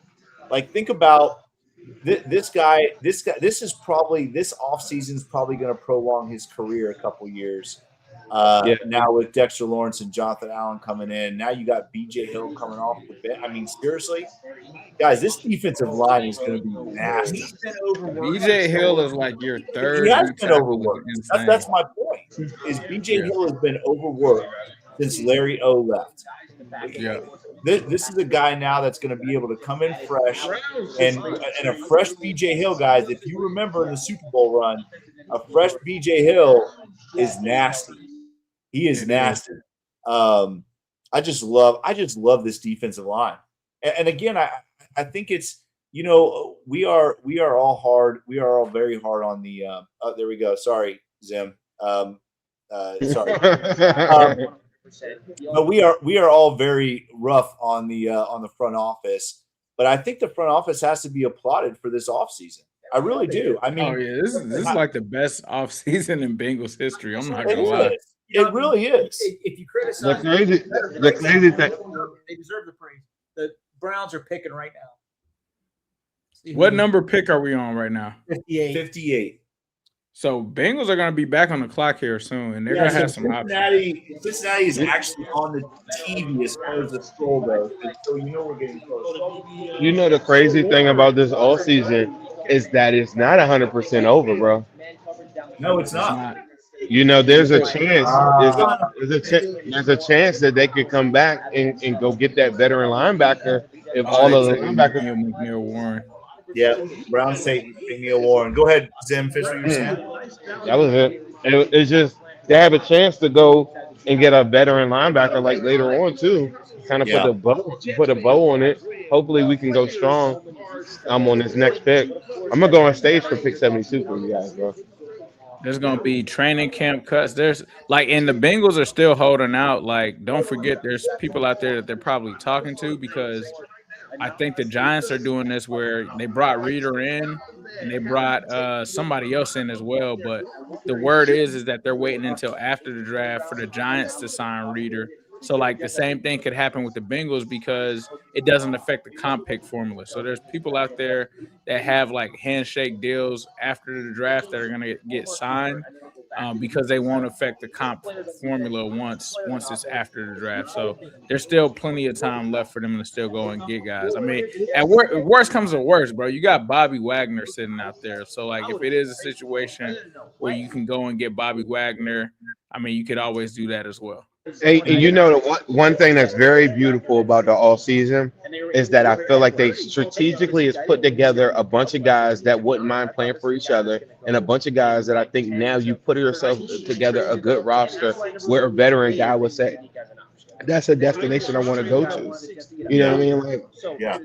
It's not like a situation where the veteran guys are looking and saying, well, I'm just trying to go get a quick paycheck.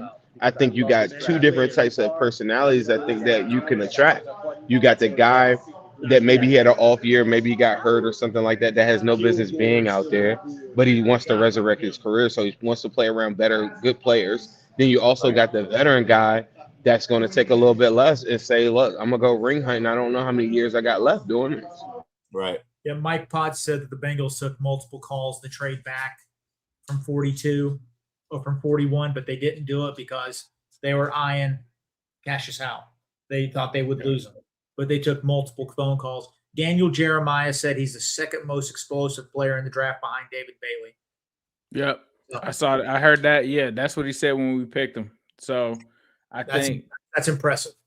I mean, bro, it's production. It's out of the SEC. I mean, what else? What more could you want? I mean, he's also not the prototypical edge rusher that the Bengals go for. He's not 6'5", 270. He's one of those and I've been wanting them to get guys that can play linebacker. Me too, dude. Me too. We need those modern edge rushers, bro. We can't just stick with the old Carlos Dunlap modes of years past because 100%. The game is changing. Game's changing. No, I'm 100% with you, man.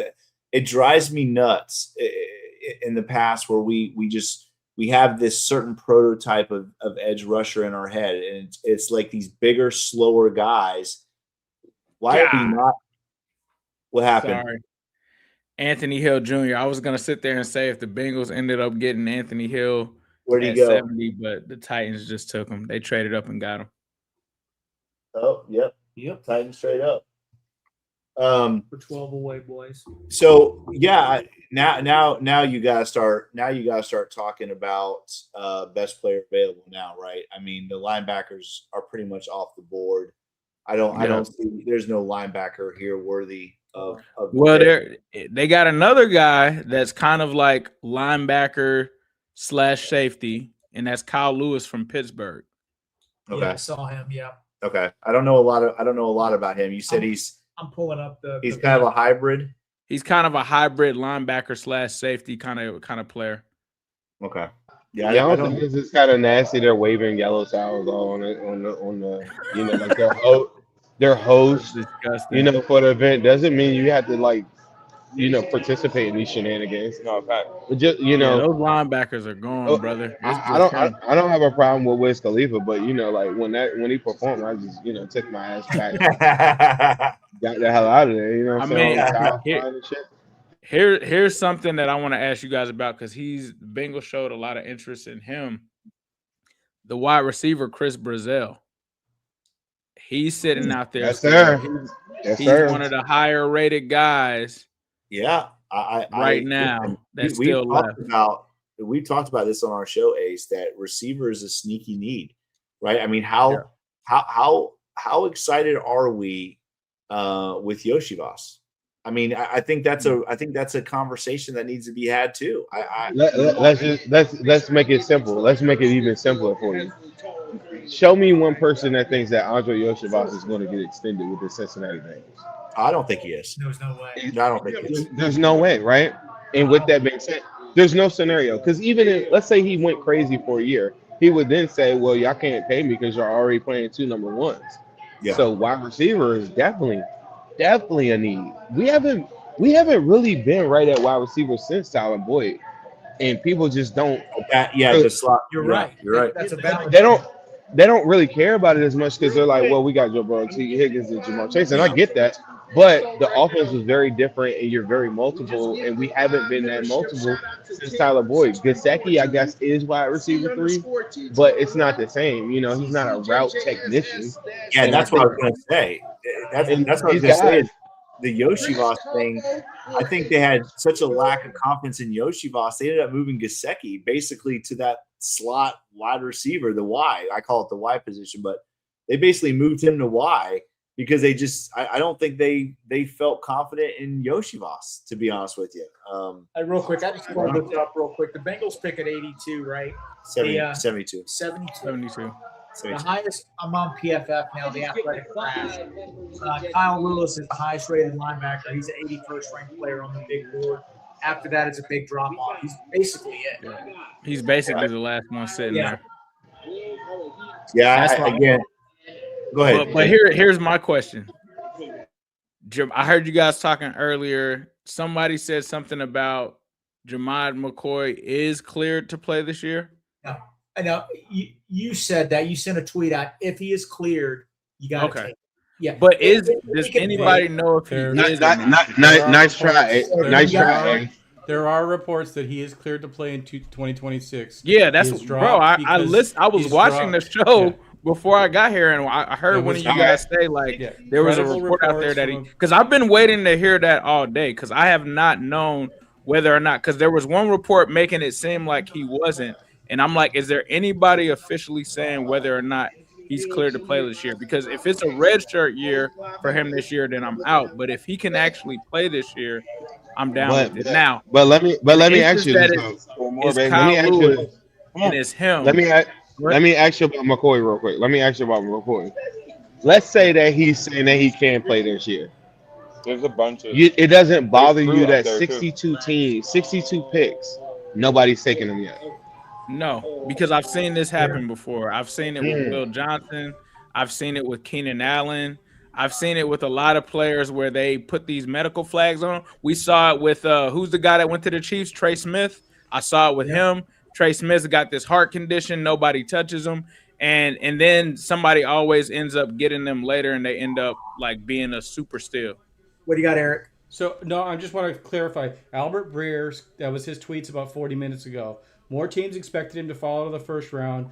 It's a tough break. The question is not about playing in 2026. He's ready to roll. It's how long his knee will hold up, like Will Johnson last year. So Albert Breer is the one reporting that he's ready to go, but people don't know if he's going to be able to give me stay. him. I don't Gotta go, guys. I'm gonna come back on the stream if I can when the pick's in. I'm gonna go straight to the pick for you guys. All right. Oh, that'd be awesome. Yes, sir. Yes, sir. I'm taking him. If that's the diagnosis and it's not that he's getting surgery and he's sitting out this year and it's a red shirt, give me McCoy in the 3rd round. I'm taking him.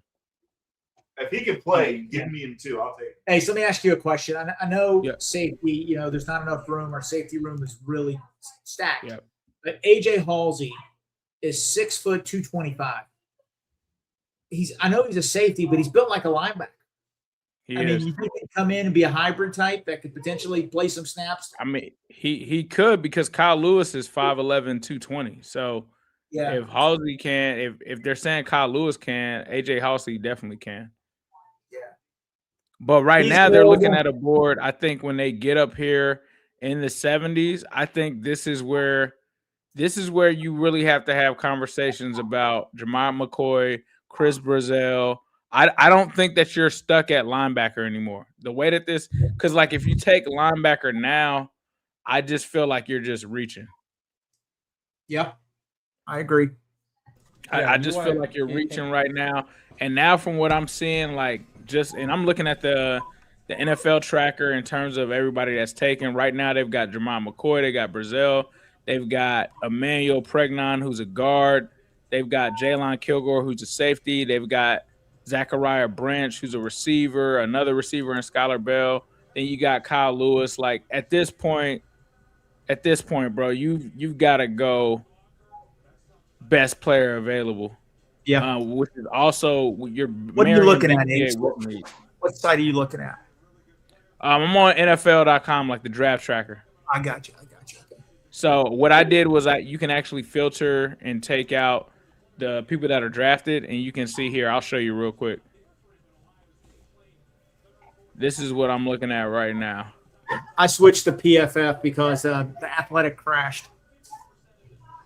Here we go. Oh, yeah, that's nice. Yeah. So this is what I'm looking at right now. Jermont McCoy, Chris Brazell, you got Emmanuel Pregnon, you got all of these. It's a ton of safeties. I don't think that we need safety. You got Keontae Scott, maybe. That's another corner that the Bengals could possibly look out of Miami. But when it comes to how things align, I think for us, I don't know, man. To me, I'm going Jermont McCoy, bro. I'm sorry. Yeah, I mean, that's one hell of a lottery ticket. I mean, I'm on PFF. He's the 17th rated player on their board. He's still available. Mm-hmm. Pregon's 36, still available. Chris Bell, wide receiver, 44, still available. Keith Abney, a cornerback from Arizona State's 50th ranked player, still available. Halsey, 52. Keontae Scott, 55. Then you got some offensive linemen. Dunker from Iowa, who can play center, they say. Skylar Bell, wide receiver. There's a lot of good players, man. We're gonna get a quality player in the 3rd round. But I'm with you. If McCoy is there, how can you? I remember didn't something similar happen with Joseph Osai? Remember when Joseph Osai was supposed to be like a late round first guy? Then he fell to the 3rd. I can't remember what the reasoning for Joseph Osai falling to the 3rd was. I think he had a shoulder issue. It was like a shoulder. It was like an injury thing. It was he's torn labrum and all that other stuff. Yeah, I knocked him out. But when I hear the stuff about the knee, I'm just wondering, what's the difference between that and somebody like Caleb Downs, when they said Caleb Downs had a degenerative knee? So I'm like, what's the difference? So, Eric, did that report say 4 or 5 year max or what? What did the report say? He's ready. It says he's ready to roll, but teams fear that he'll have a re-injury. It doesn't say anything. The re-injury risk must be high, is what they think. Yeah, so they're hearing that there's a high re-injury risk.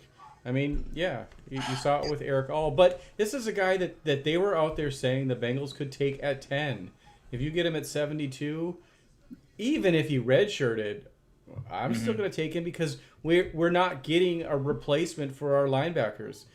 There's nobody on this board that I could say comes in and is better than Barrett Carter or Demetrius Knight. I hope that they are, but they'd have to come out and win a camp battle. There's nobody that walks in there. There's no styles or anything like that. There's no reach. Yeah, it would be a reach, and then you're going position, not player. I want to throw it to you guys too. Since this board's not like really looking like there's a guy other than McCoy that really jumps out at us, could we see a trade back to get one of those picks? We thought we would see it in the third, but they ran that pick in real quick. I think I mean, honestly, I wouldn't be opposed to them taking Chris Brazil either at this point. You talk about that's the wide receiver from Tennessee. Yeah. I mean, I don't like wide receiver. After we kind of talked a little bit about Yoshi, you guys know how I feel about Mitchell Tinsley. So yeah, I don't see I think now this is what I'll say. I think Yoshi going into what kind of seems like a contract year for him. I do have some faith that he can take that next step. Is it going to be enough for them? Even if he does take the next step, I think because the money is tied up with T. Higgins and Jamar, you just, regardless of whether Yoshi has a big year or not, the writing's kind of on the wall for that, right? But you still need to have some kind of replacement or someone in the wings. And if you have somebody like Brazil there, I think that would make a lot of sense. But if it's not either of those two, like we're sitting at 63 now, if those two guys are off the board, yes, I'm moving back for sure. Well, let me just say, let me tell you right now, I don't want to jinx it, but I'm gonna tell you who my guy is. And it's the guy that I drafted in our mock in the third round, and that's AJ Halsey. You guys just talked about when I was gone. He's 225 pounds. I mean, he could play a hybrid role. Exactly, and that's what you talked about, Ace, with Duggar. You talk about a guy that could play a hybrid role, and that's AJ Halsey. He's a big dude.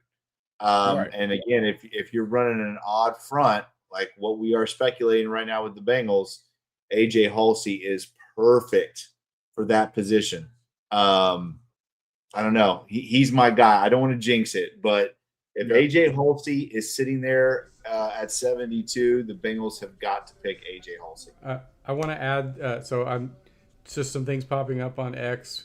The Cassius Howell pick.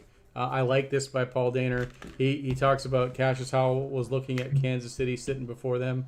He grew a Kansas City Chiefs fan. They didn't take him, so now he's pissed off and ready to go. Anytime we can. Shamar Stewart is too. I think Shamar was as well. Let's not listen. We got to stop drafting these Chiefs fans. Well, yeah, Chiefs fans that played at A&M. Was Joseph Asai also a Chiefs fan? Because he came from the same school. So hopefully it works out better this time. Are you saying he purposely roughed Patrick Mahomes? Is that what you're saying? No, I'm saying our history of drafting Chiefs fans that played at A&M has not gone well so far. Yes, I know. I'm agreeing with you.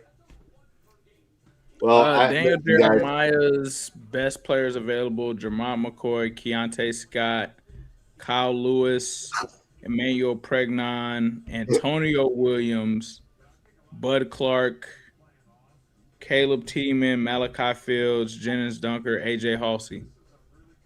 Well, right now the Rams are on the clock. Their biggest need, it looks like right now, is wide receiver. So Chris Bell, maybe Chris Brazil. I don't know if one of those guys goes here, but again, guys, I'm telling you, if AJ Halsey is sitting there, I would be hard pressed not to take him. Even if Next Gen Stats has Halsey as the second best prospect right now. They're giving him a overall 84 out of 100.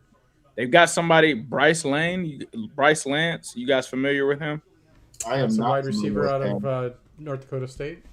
Yep, they're talking about him. Jake Slaughter, a center. Jermont McCoy.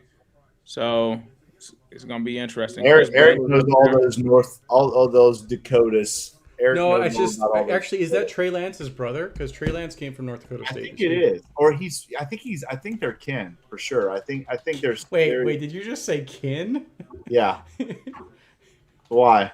Because that's just he's got no sleeves on tonight, Ace. He's talking about kin folk. I don't know. We might need to. You don't say that? Get him out of You don't say they're kin if they're related. What do you say? Their family? It's his family. No. Kin? Yeah. I don't know. I don't know. What do you want from me, Eric? I'm not So from the Dakota. Bryce Lance is Trey Lance's younger brother. Okay. There you yeah, go. I thought I saw that somewhere. I don't know. That might make me not want to take him. I don't know. Yeah. Son of Okay. Carlton Lance, a former Canadian Football League cornerback. So Did the Chargers trade up? They've got good kinfolk. Did the Chargers trade up? I think that you were just thinking you got Rams on your mind. It's been the Chargers all the time. Then what is it? This must not have been updated. Yes. The Bills are drafting corner. No. How do we get this back in? I don't know though. I think my ex might be his ex crashed. I don't know. We have to. We're trying to go back on. My athletic. Go. Chargers are taking Jake Slaughter. Oh, damn center from Florida. Nah. I know you loved. We need a center, Mon. You want that, but I think I don't want a center this early. There we go. I don't know. I think they have something up their sleeve. So we got. Is practicing at They love the center. Ma, you ready to get those Cincy hats out of here and get somebody else? Hey, that's a great organization. Maybe that's why we sent McLaughlin or let him go to someone else, because he also had a charity that sold hats, and maybe they couldn't have the competition. Couldn't have a rival. I'm serious. That was one of the fun facts. He had a charity that sold hats, and yeah. Sorry, Cincinnati Bengals, the only place where you can have a charity just keep you in Cincinnati forever. Let me ask you guys this, because Mons isn't Dunker the guy with the mullet? Yes. So Jennings Dunker from Iowa, He can play center. He's still sitting there. He can play center. He's got a mullet that any Dakotian, is that what you call you guys? Dakotans? That any Dakotian would love. What's your? No, it's our kinfolk up there in Dakotans. Come on, get out of here. He does have an epic molar, but the problem is he's also got an epic mustache, and Mon will not stand for competition, so we can't draft him. I can see the mullet wigs in Paycor next year, but we do need a swing tackle. Ace, what do you think? We do need a swing tackle, right? I mean, do you feel like we do? Are you happy about Cody Ford? I mean, swing tackle. I honestly think we need a backup center more than a swing tackle. I think we need that center of the future more so, but I could understand why people would say let's go ahead and get the swing tackle. Ace, look at that thing. It's a freaking guitar. It's orange. He could paint stripes. Like Andy Dalton with the mullet. This is like a it's protection. Andy Dalton and like Olivia, if you're with the mullet and Rutledge and Paul Rodriguez all in or Jacob Rodriguez all in one. That's a witness protection. Andy Dalton. Olivia likes Andy Dalton. She thinks he's good looking. Well, then she'll love Duncan. Heather just said Olivia is not into mullets, but we're getting miscommunication from Mon. That now I cannot unsee that Andy Dalton. That is definitely Andy Dalton with a mullet. I mean, that is Andy Dalton with a mullet. That's country music. Andy Dalton. His wife left him. His dog died. Yes. His kids won't talk to him. This is Andy Dalton if he took a different path. Yes. This is Coors Light Andy Dalton right here. that is business on top, party in the back, Andy Dalton. That's exactly what that is. And the Mon Abelhausen mustache all in one. Yeah. This is like Andy Dalton if he went to a JUCO instead. And then oh God. The pick is in for the Seattle Seahawks, the reigning Super Bowl champs. Interesting to Bud see Clark. where Coors Light, Andy Dalton. that was good. Coors Light. Andy Dalton. Listen, did you not hear me say that? Yes. We don't have the chat up. We have it. We don't have the chat. But we have. But I it. said it. You aren't listening. I'm gonna leave again. See you guys. Eric, you back in Florida? You still in Seattle? Listen, no, I'm here and I'm cracking jokes, and Ace is listening, and you guys aren't. You're No, too enamored we with laughed at the Jake's- Coors Light thing. Jesus, Eric, we laughed at it. Mon definitely laughed at it. That's all right. Oh, here we go. Here's another one. Billy Ray Dalton. Don't tell us. Oh, his achy that is breaky good. heart. Tony Blaze. That's the winner right there. Oh, I don't know. Billy Ray Rick- Dalton. Rick Who McCoy. Rick Dalton. That's Oh, funny. Lord. This is what happens when we stay on air for over 2 hours. Did Mon tell you? Eric on Eric on Twitter saying the Browns are having a great draft. Who did the Browns draft? Concepcion, the wide receiver. Just Eric. Come on now, just Eric. Um, Safety Bud Clark goes to. he's good. I think Bud Clark is good. Just Eric. The Browns haven't had a good draft. I can't remember.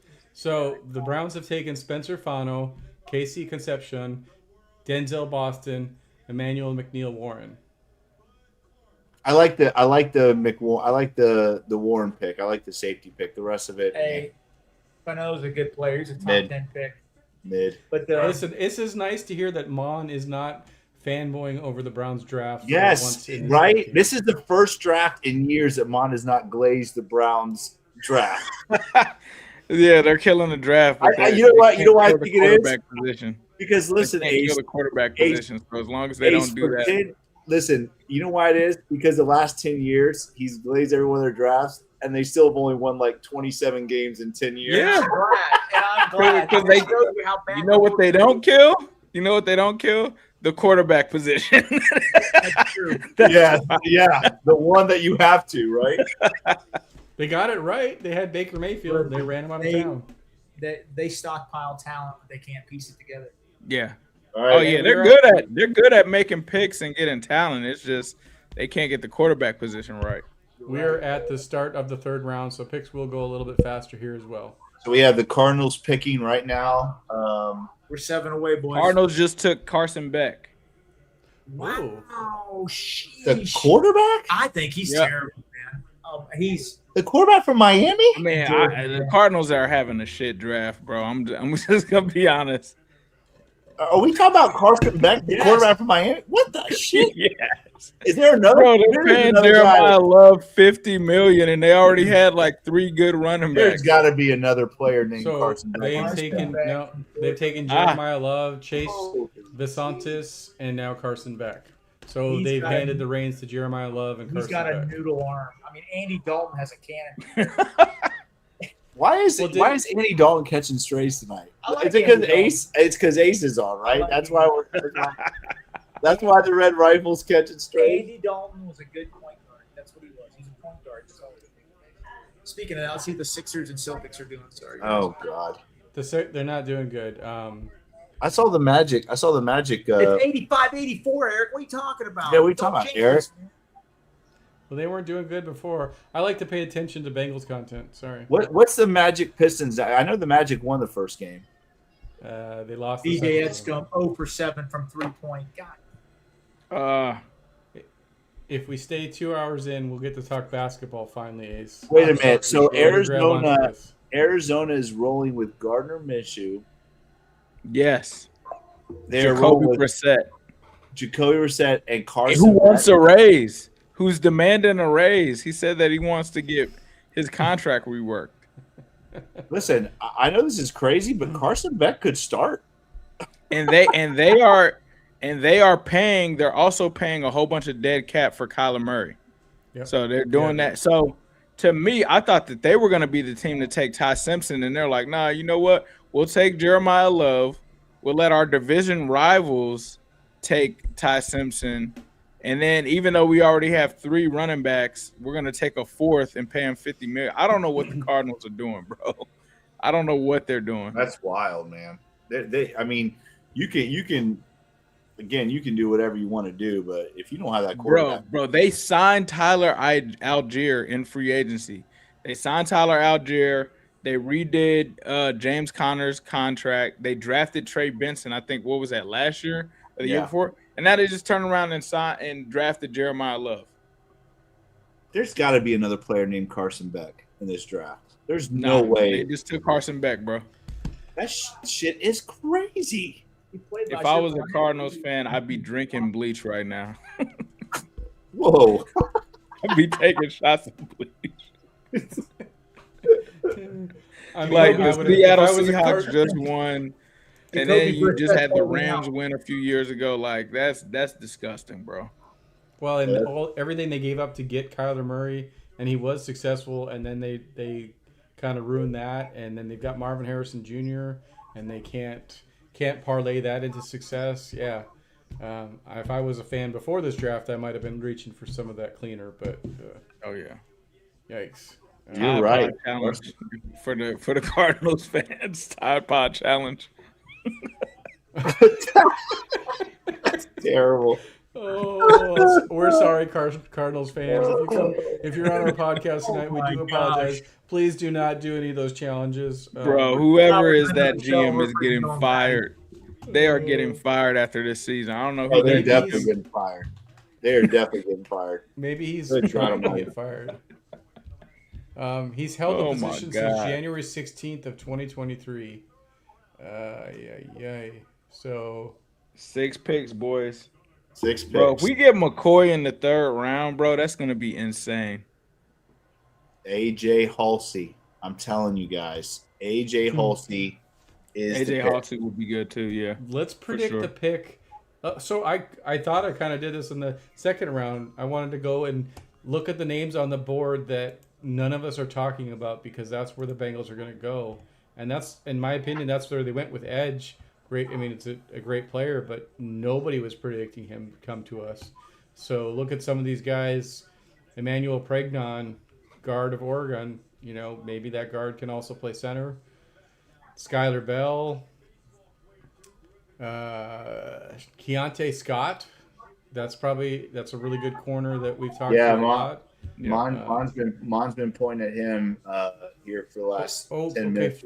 Fuzzy said, "Who is our nickel corner, dog?" That is the other part about this is Jaden. Is it Jasir Taylor? Jalen Davis. Jalen Davis. Oh, get Ace. Why don't you comment on this? Because Fuzzy gave us a super chat earlier and brought this up, and he's still on the board. He would love Antonio Williams at 72. What do you think about Antonio Williams? Antonio Williams. I'm not gonna sit here and lie. I'm not sure exactly who that is. I have to look him up. Wide receiver Clemson, so the T. Higgins route, 5'11 and a half, 187, I believe. Slippery. Let me take a look at him real quick. Okay. Because I still want a slot wide receiver. I know we've got Yoshi, but he is not a slot wide receiver. I want that guy that can come across the middle, get open. We have seen Jamar. I like what I'm seeing right now. I used to play slot receiver in high school, so I like what I'm seeing thus far. Pretty good route runner. Looks like he actually displays some pretty decent effort as a blocker as well. I'm trying to tell his speed. It's kind of hard to. Seems like he's got some speed. Oh, he runs reverses too. Oh yeah, I like this kid. Yeah, I do like Antonio Williams. There we go. Nice. Broncos pick is in. Yeah, I don't know. I think the Bengals could surprise us and go offense, just the way this board is shaping up. What did you say? Offense? Yeah. I think they could surprise us. Let's just AJ Halsey.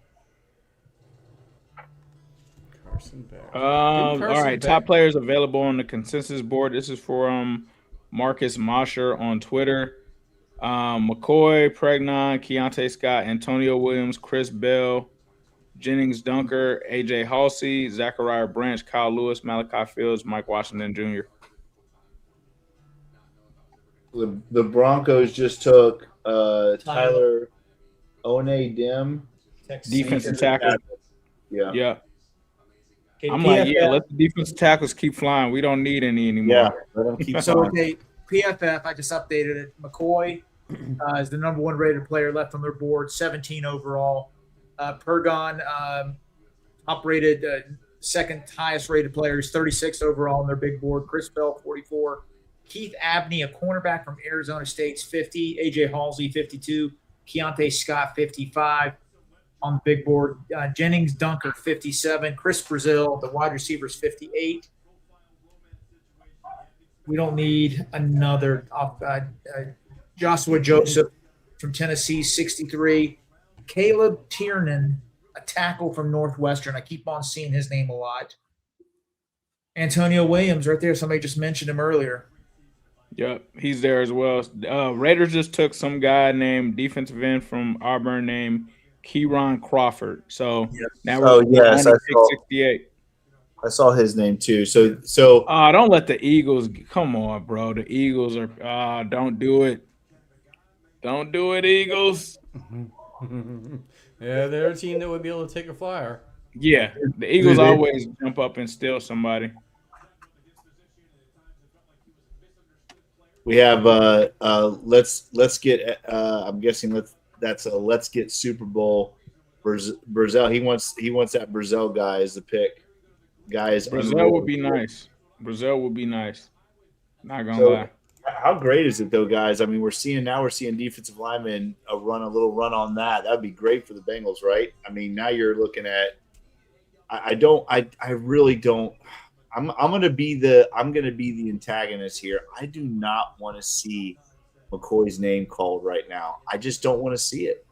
I just think there's red flags. What would keep you from wanting to take him? Is it that you think that he's going to get hurt again? I mean, you can't worry about those kind of things, but I just think the Bengals have, they have to have a guy that doesn't, I don't know, just doesn't have a lot of red flags. That's just my thing. I don't know. But he's a third rounder. I think. But third rounder, Monch, it's got to be a guy you got to count on. But third round. But here's the thing: if this is a guy that a lot of people, okay, so I've done a lot of listening about this draft in terms of the top 10 picks. There's a lot of people that think that he's better than Mansour Delane. They're saying like his tape the previous year before he got hurt, it was like it's not even close. He's better than Mansour Delane. The issue is the knee. Everything that had it's not his play on the field. His play on the field, they talk about him being like the best corner in the draft. So to me, it's like if the red flag is this guy's knee is going to explode. If it is a Eric All situation, I think that's a perfect example, right? We got Eric All. From my understanding, though, and I guess this is similar, Eric All was coming off of the injury, right? And then he came back. Then he got hurt again. Then he missed the whole season. That's the bad part about it for me. I don't think he aggravated it training, working out.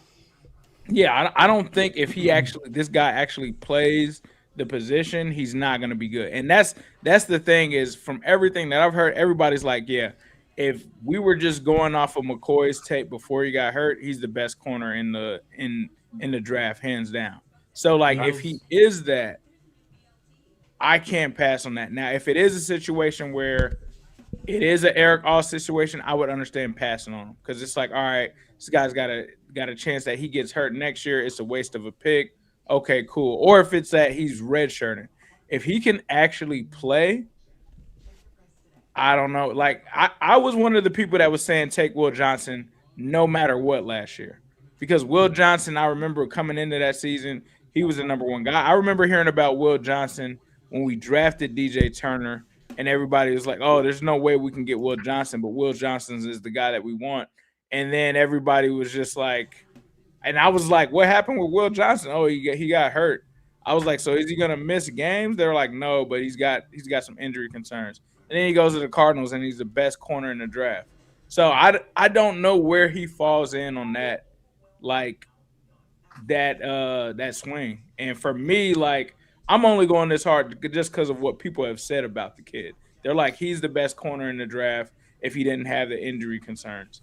Now, if the injury concerns are real and it's legit and he's got to miss it, then yeah, you got to pass on him. But now the injury I thing. I don't like taking it. It has never worked for the Bengals. It has never worked. The Eagles didn't take him, guys. The Eagles didn't take him. The Eagles took an offensive. Who's that running back? Who's the running back that we took that was like Mixon's boy? Bell, I think. Was it Rodney something? Rodney Anderson? Yes. Oh, kid from Oklahoma. The running back from Oklahoma. Remember he ran with Joe Mixon and all that. He had 3 knee injuries. Guys, it doesn't work. I'm telling you. But I don't think he's a guy that has like 3 knee injuries. I don't think he's only got 1 knee injury, right? Yeah, it deals with the cartilage. It deals with the cartilage, and it could be a degenerative thing. Like, hey, all I got to say is this: he did run. Kenny Irons, yes, he ran a 4.3 40 at his pro day. You know, I get it, that straight line and everything like that, but he's well into his rehab. He didn't play last year. He didn't play because he spent the whole year rehabbing his knee.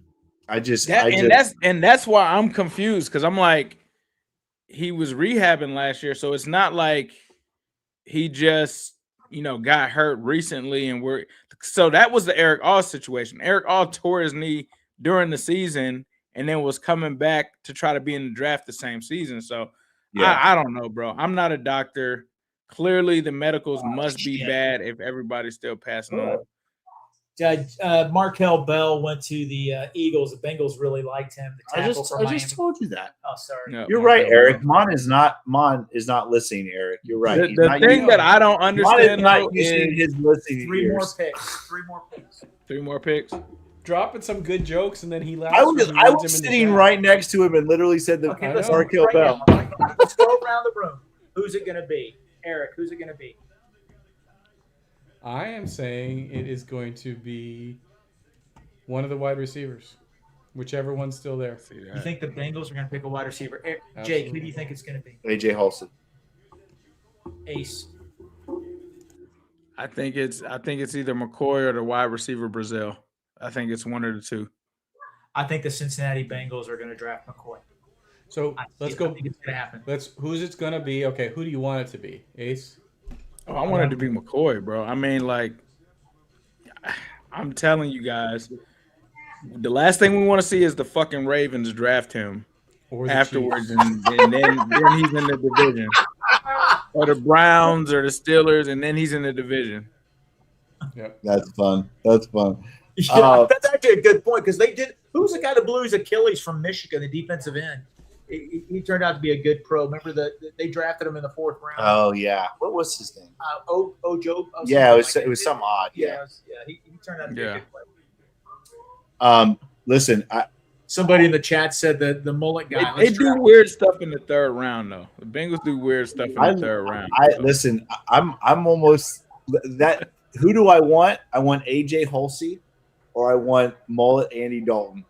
I just think just don't do the thing, Bengals, where you guys reach and take some guy that was a projected 4th or 5th rounder that we never heard of. Okay. Thank you, 3 Dub. Sam Roush, tight end Sam Roush just went to the Bears. So the 49ers are on the clock. Commanders, not Redskins, than us. Don't the Bears have like 72 tight ends? Jesus. And every one of them got 100 yards against us. So let's not. Yeah, that is true. Hard to argue that. I don't know why you would do that if you just had Colston Loveland last year. That makes no sense. That guy's going to be a problem. He's so good. Yeah. Well, we don't have to. We won't have to face him for 3 years because we don't have to worry about the Bears making the Super Bowl. Oh man, your buddy's gonna come at you. I know that was my harsh. dig for my buddy Ocho. Oh God. What's your name, Omesh? Yeah, Dunker.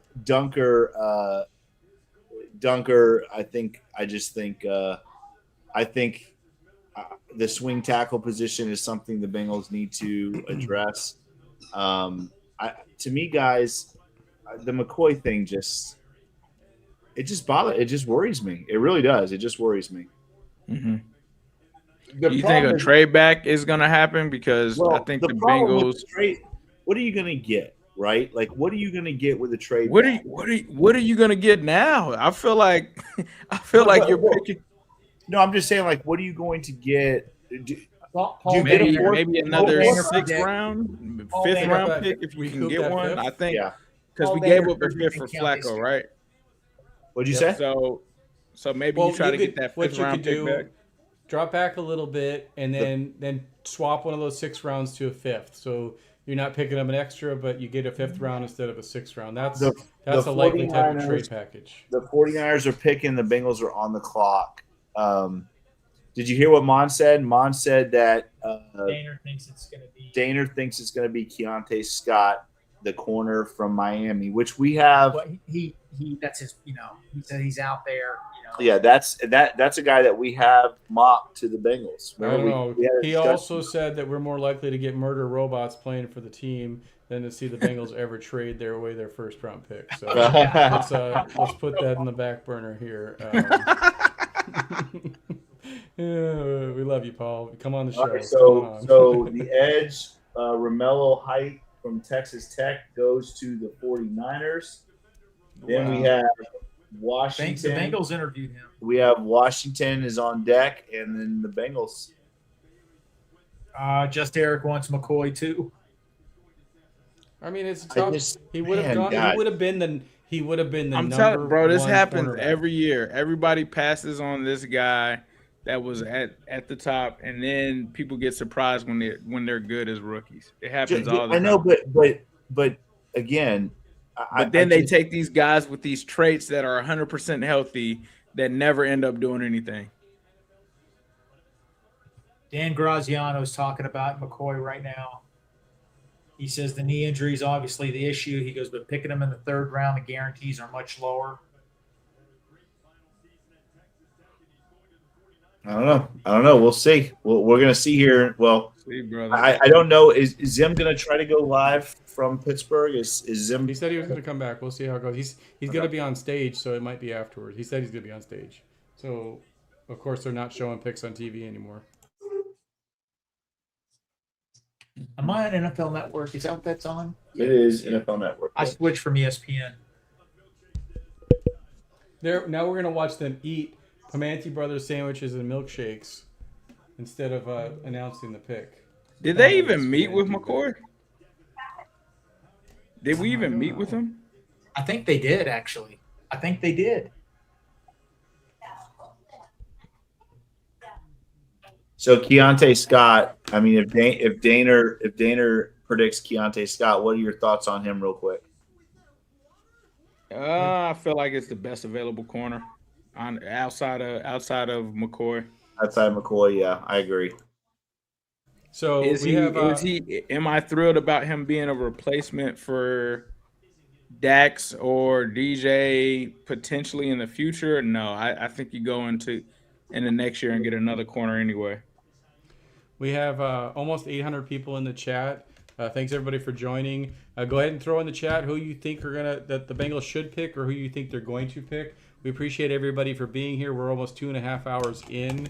Make sure you give a like and subscribe to the Cincinnati channel. We're not stopping here. We're going to be going live tomorrow throughout the rest of the rounds of the draft, giving you our comments. I guess we are. And we're going to continue to bringing you content all off season and into the season. So make sure you like, subscribe, give us some comments, share it with your friends. We think we do pretty good work, but we're open to feedback. So throw in the chat who you think we should take, and crossing our fingers here are we crossing our fingers for a great pick or for a Jake crash out? I don't know. I don't know if I'm going to crash out in the 3rd round. I don't know if I think we passed the crash out thing. Let me tell you. Now that you have a championship ring, you're on their way to another one. No, let me tell you why. Hey, I'm going to interrupt whoever's talking when we take a pick. So just listen. Let me tell you why there's no crash out possibility, because the Bengals did not pick in the 1st round. That is why there's no crash out.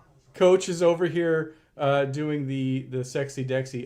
The Commanders did take Antonio Williams at 71, so Antonio Williams is off the board. The receiver is off the board. Antonio Williams. Well, one receiver is off the board.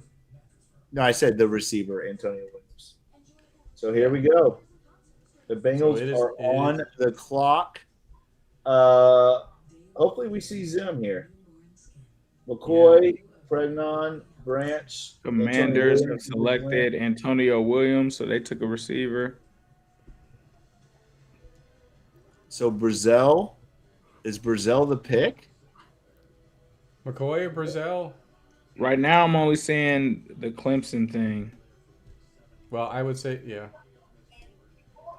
We're just I constantly. know refreshing Jordan the Schultz guys. has been pretty quick on Bengals picks out of the big guys. He's been like the first person to report them. Now they are going to the stage here, so we'll see. It's Commander's pick though that they're showing. Yeah, I know, but they are going to the stage, so maybe we'll get a Bengals to the stage. Is that Mark Rippon?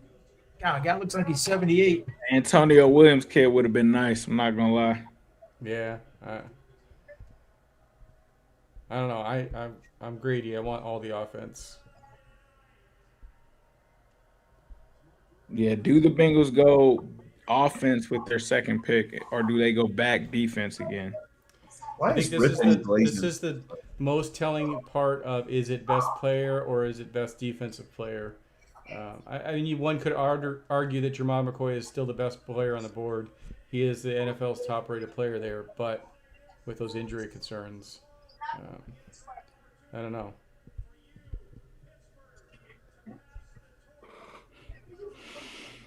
I just can we get the draft in Cincinnati, guys? This is lame. Did they go to commercial? I want to be down there in the banks celebrating with Bengals fans. It's the perfect setup for the draft, isn't it? Why can't we get it at the banks? That's my rant. Did Rippon just say Washington is the sports capital of the world? That's wild. Well, he's had a lot of head injuries, so.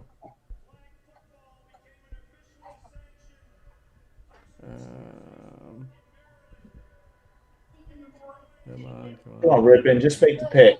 Jesus. God, listen, he's way behind anyway. He's already made the pick. Is the pick in for the Bengals? It doesn't say yet. I'm updating Twitter. Nothing's showing. Same. We are still on the clock according to NFL.com. They have been saying it earlier that the pick is in, just not announcing it. So maybe this is a trade back. Maybe we're on the phone right now.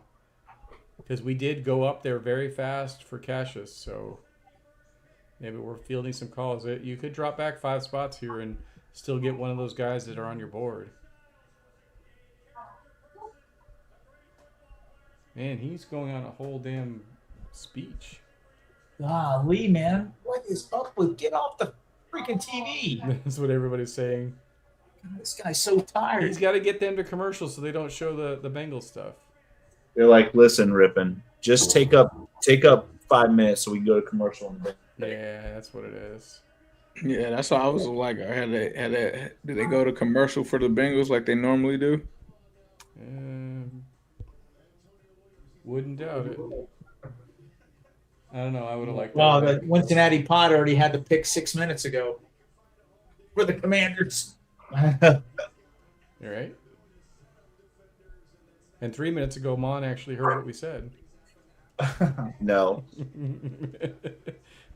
All right. Somebody asked why is Jerry McCoy falling so far? Did he have an affair with Diana Rossini? Oh no. Oh no. Oh no. Too soon. Oh no. Sonny, my God. Styles. Oh, the pick Somebody is said the pick is in. It is in. Who is it? They'll say they won't even go to the stage. They'll just display Johnny it. Stone, Gino's uncle, a cousin. There's don't punk anybody here. Here it is. There's Bengals fans. Where's Zim? Here we go. Oh, it's here. What's going on? What do we got? Oh, wow. Cornerback, Washington, Takario Davis. Nice. Who? Mario Davis, defensive back, Washington. Cornerback from Washington, Takario Davis. Huh. There he goes. Zim is live. Zim, you're muted. Right there. Zim, you're muted. God. You're muted. Tommy's muted. Tacario Davis. I don't know about that one, brother. There he is right there. I can't unmute him. He has to unmute himself. There it is, Look at it. live from the draft. Live from the stinker town of Pittsburgh. All right, what are our reactions to this pick? Yeah, bro's knee is cooked, man. Or at least the Bengals think it is. Everybody thinks it is. Nobody's picking him. Bro's knee must be like. Well, let's talk about. Let's look up. Does anybody know anything about Tacario Davis? I said somebody had an X-ray on. What did they say about him? Come on, did they say anything about him? I don't know, man. Everybody in the Bengal war room was hugging each other, just like Burton. So they must love him. Yeah, we were excited about Burton. Is that what you said? Yeah. Come on. Tacario Davis, 6'3" and 7'8", 194 pounds. Fourth round prospect, according to the Beast. I told you, bro, they do this weird stuff in the third round, bro. He's 6'3", 194, ran a 4.41. So he's an athlete, 80-inch wingspan, almost 81-inch wingspan. Okay. 21 years old. He is the 14th ranked corner according to the Beast. We passed up on the number 1 ranked corner. What about? I mean, that sounds kind of like safety size too, doesn't it?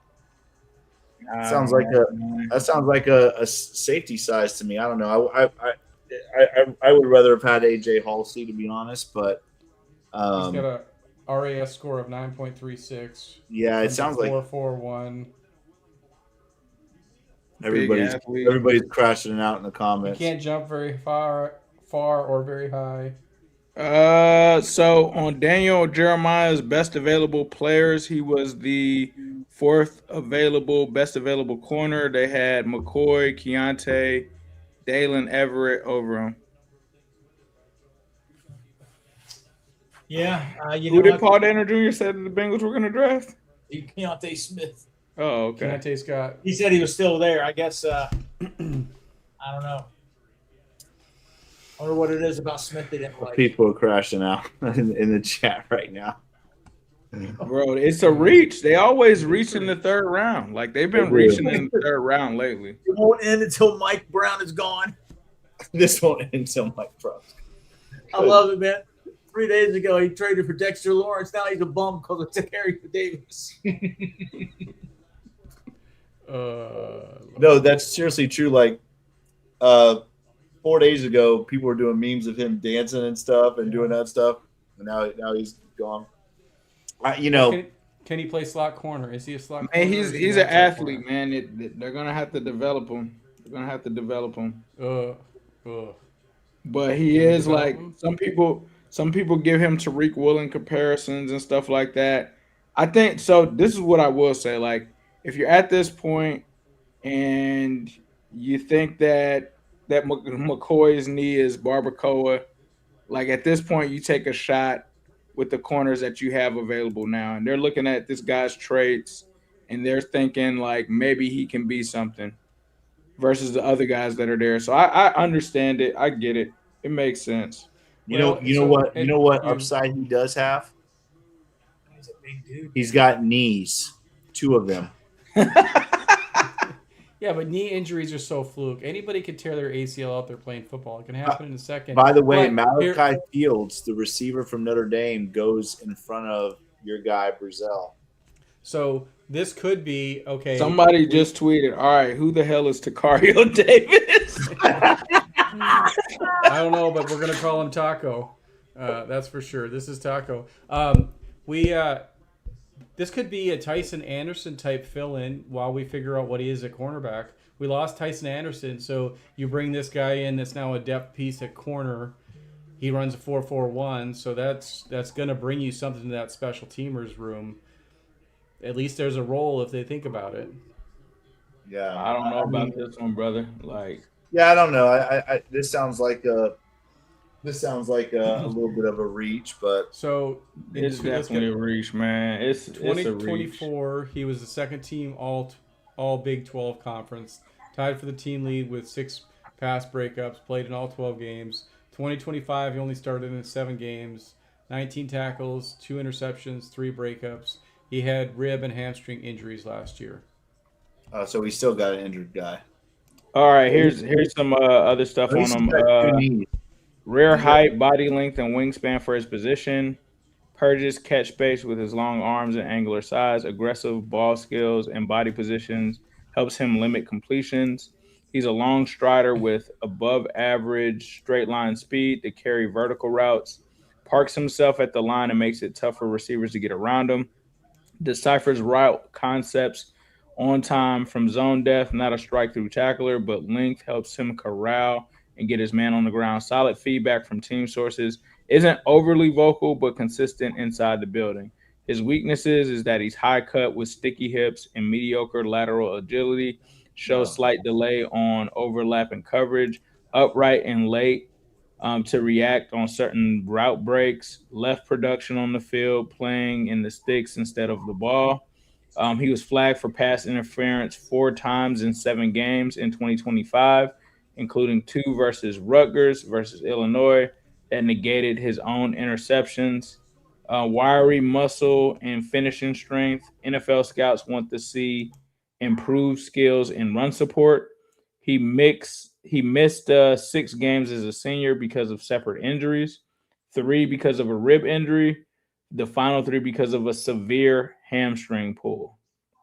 He was a 1-year starter at Washington, 3-year starter overall. Davis was an outside corner left and right in the defensive coordinator of Ryan Walter's scheme. While at Arizona, he put himself on the NFL radar with a standout sophomore season. He had the Pac-12's best 16 passes defended.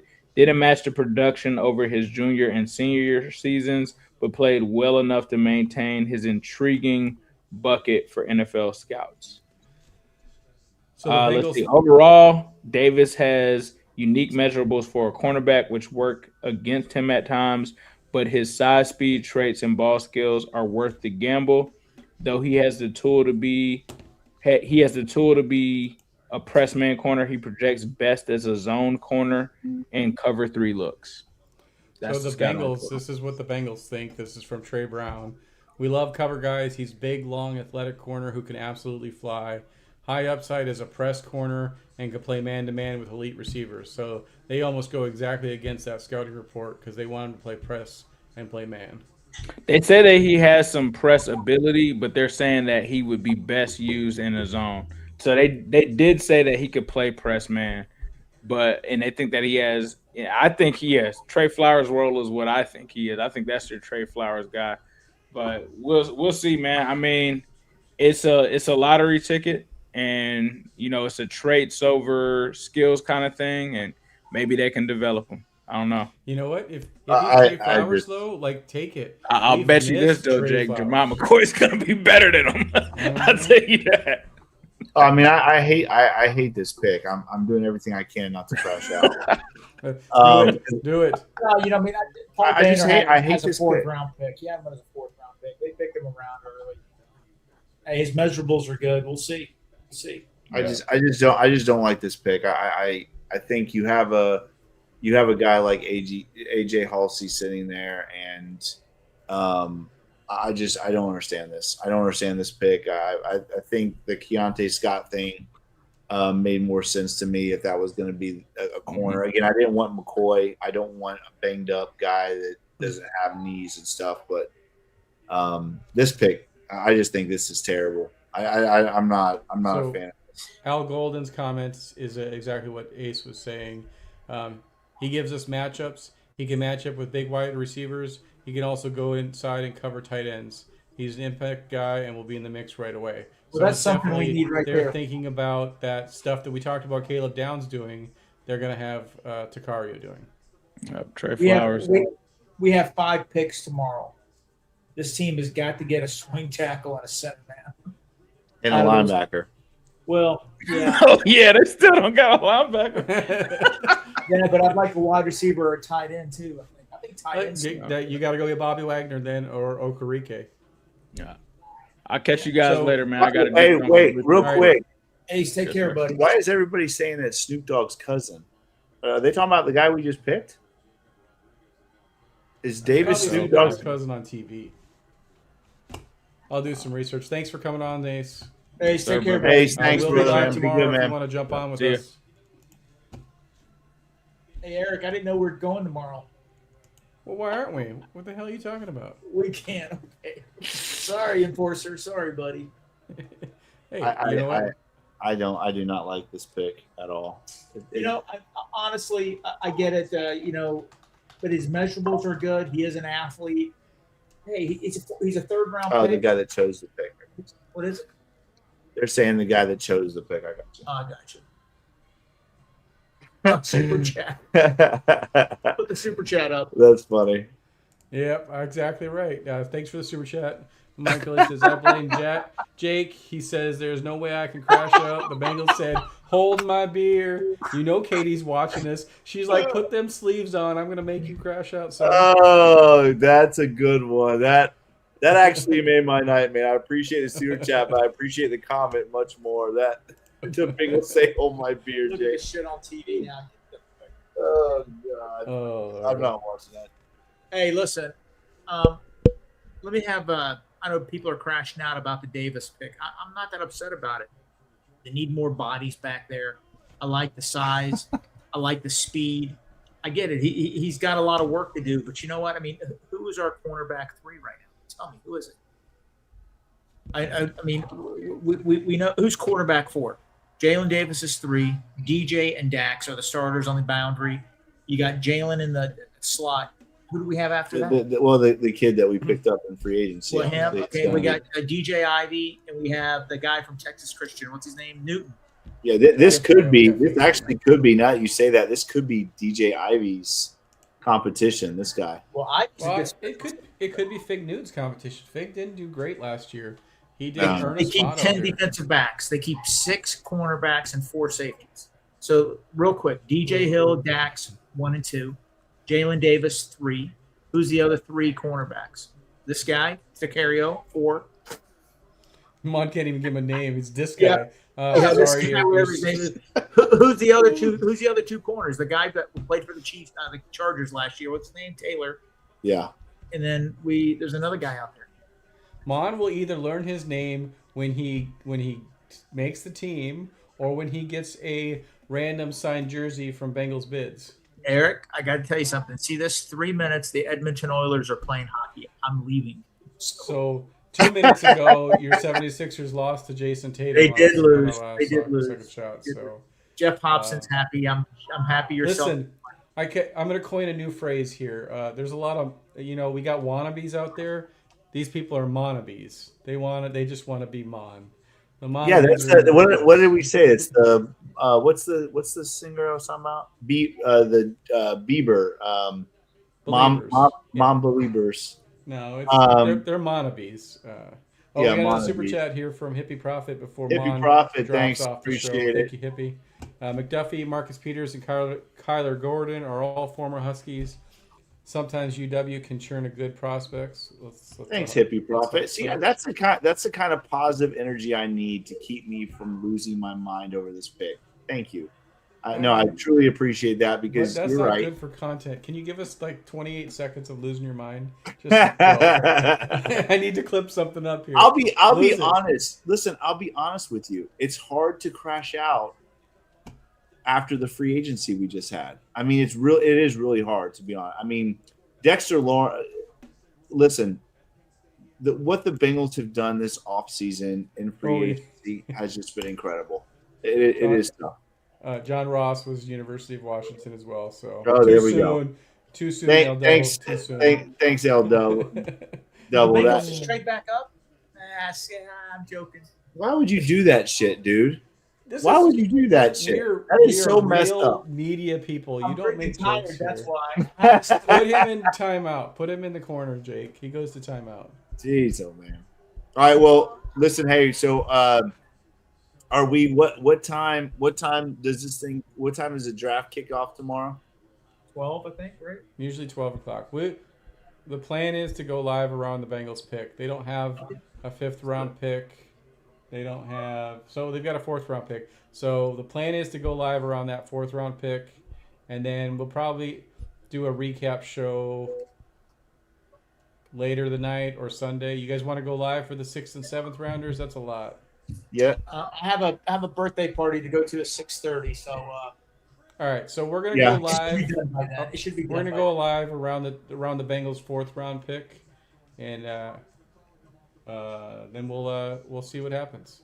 Hey, Tuesday night, let's do a special edition draft show because we'll have undrafted free agents to talk about also. Yeah, we could talk that offline. We're still live. Okay. Sounds good. Mine's going to schedule. All right, guys. We any have final thoughts on this tonight's haul? 2 picks. Let me say this real quick. We have 700 people in this chat right now. Guys, you guys are just awesome. Thank you guys so much. We are so appreciative of this, for all of your support and everything that you guys do for us. Thank you so much for letting us come on here every week and talking about the Bengals, crashing out sometimes, and you guys sharing all your comments with us. So thank you guys so much. 700 in here tonight is just incredible. We really do appreciate it. We had almost 800 at one time. Final thoughts. Yeah. I just want to talk about the big picture, free agent acquisitions, Dexter Lawrence. I'm very happy with the Howell pick. I think our defensive line is going to be much better. I could see us improving sack numbers, 20, 25 more sacks, maybe 50 more pressures. That's going to help the defensive backs out. I really the season needs Knight and Carter to take that next step. I think better defensive line play can help them. I do expect my team to pick up a linebacker, a veteran, after the draft. And it's all positive. Yeah, I mean, we can split hairs here and there and say this and that. Overall, it's been a great offseason. I love our picks today. Even the cornerback from Washington, to me, has a lot of potential. Yeah, I'm with Hippie Prophet. We got Sexy Dexy. Who cares about the rest? I mean, this offseason, it has. The free agency period has been incredible. The additions the Bengals have made, they are definitely all in. We aren't really a great drafting team. We haven't been. I do like the Cassius Howell pick. I'm going to be honest with you. I'm not upset with that at all. The Tacario Davis one, I mean, it is what it is. At this point, I think it's about adding productive players that can make an impact. And I think this Bengals team has done an incredible job this offseason. And, the fact, what I do like too? I like our first round pick, Dexter Lawrence. I like him a lot. So I'm happy with that. We'll see what the Bengals do tomorrow. I could see definitely a center, Mon right, a swing tackle. I could see a receiver possibly. Listen. And I think at this point the Bengals have to get a linebacker in free agency because I don't think there's a guy that's going to make an impact anymore at linebacker. Al Golding said that they wanted length, and this was Chuck Burke's favorite guy, his top rate guy. So Chuck Burke's defensive back. Okay, wow, that made it better. So the guy that needs to develop him wanted him, and he gets him. The surprising thing that came through, the Steelers drafted another quarterback, Drew Aller.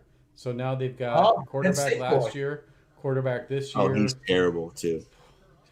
Drew Aller is terrible. Oh my god. So earlier on, Andrew Filippiani said, if the Steelers draft Drew Aller in 250 days, I think I'll quit my job. So now people are pulling up the receipts. Saying, Drew Aller's awful. Can I say something real quick? I just want everybody to know this. Captain Obvious comment by Mon here. Pittsburgh has to draft quarterback after quarterback. Cleveland drafted 3 last year. You know what? We don't have to do that because we have a quarterback. There's 7 to 8 NFL quarterbacks that can legitimately win a championship. We got one of those guys. We got him. Guess what? He's been struggling the last couple of years because we didn't have the horses on the defensive side. We're fixing that right now. Guys, the window's open. That Super Bowl window has never been shut. But guess what? It's back. It's back open. And no homer take here. It's legit. We are a legitimate Super Bowl contender.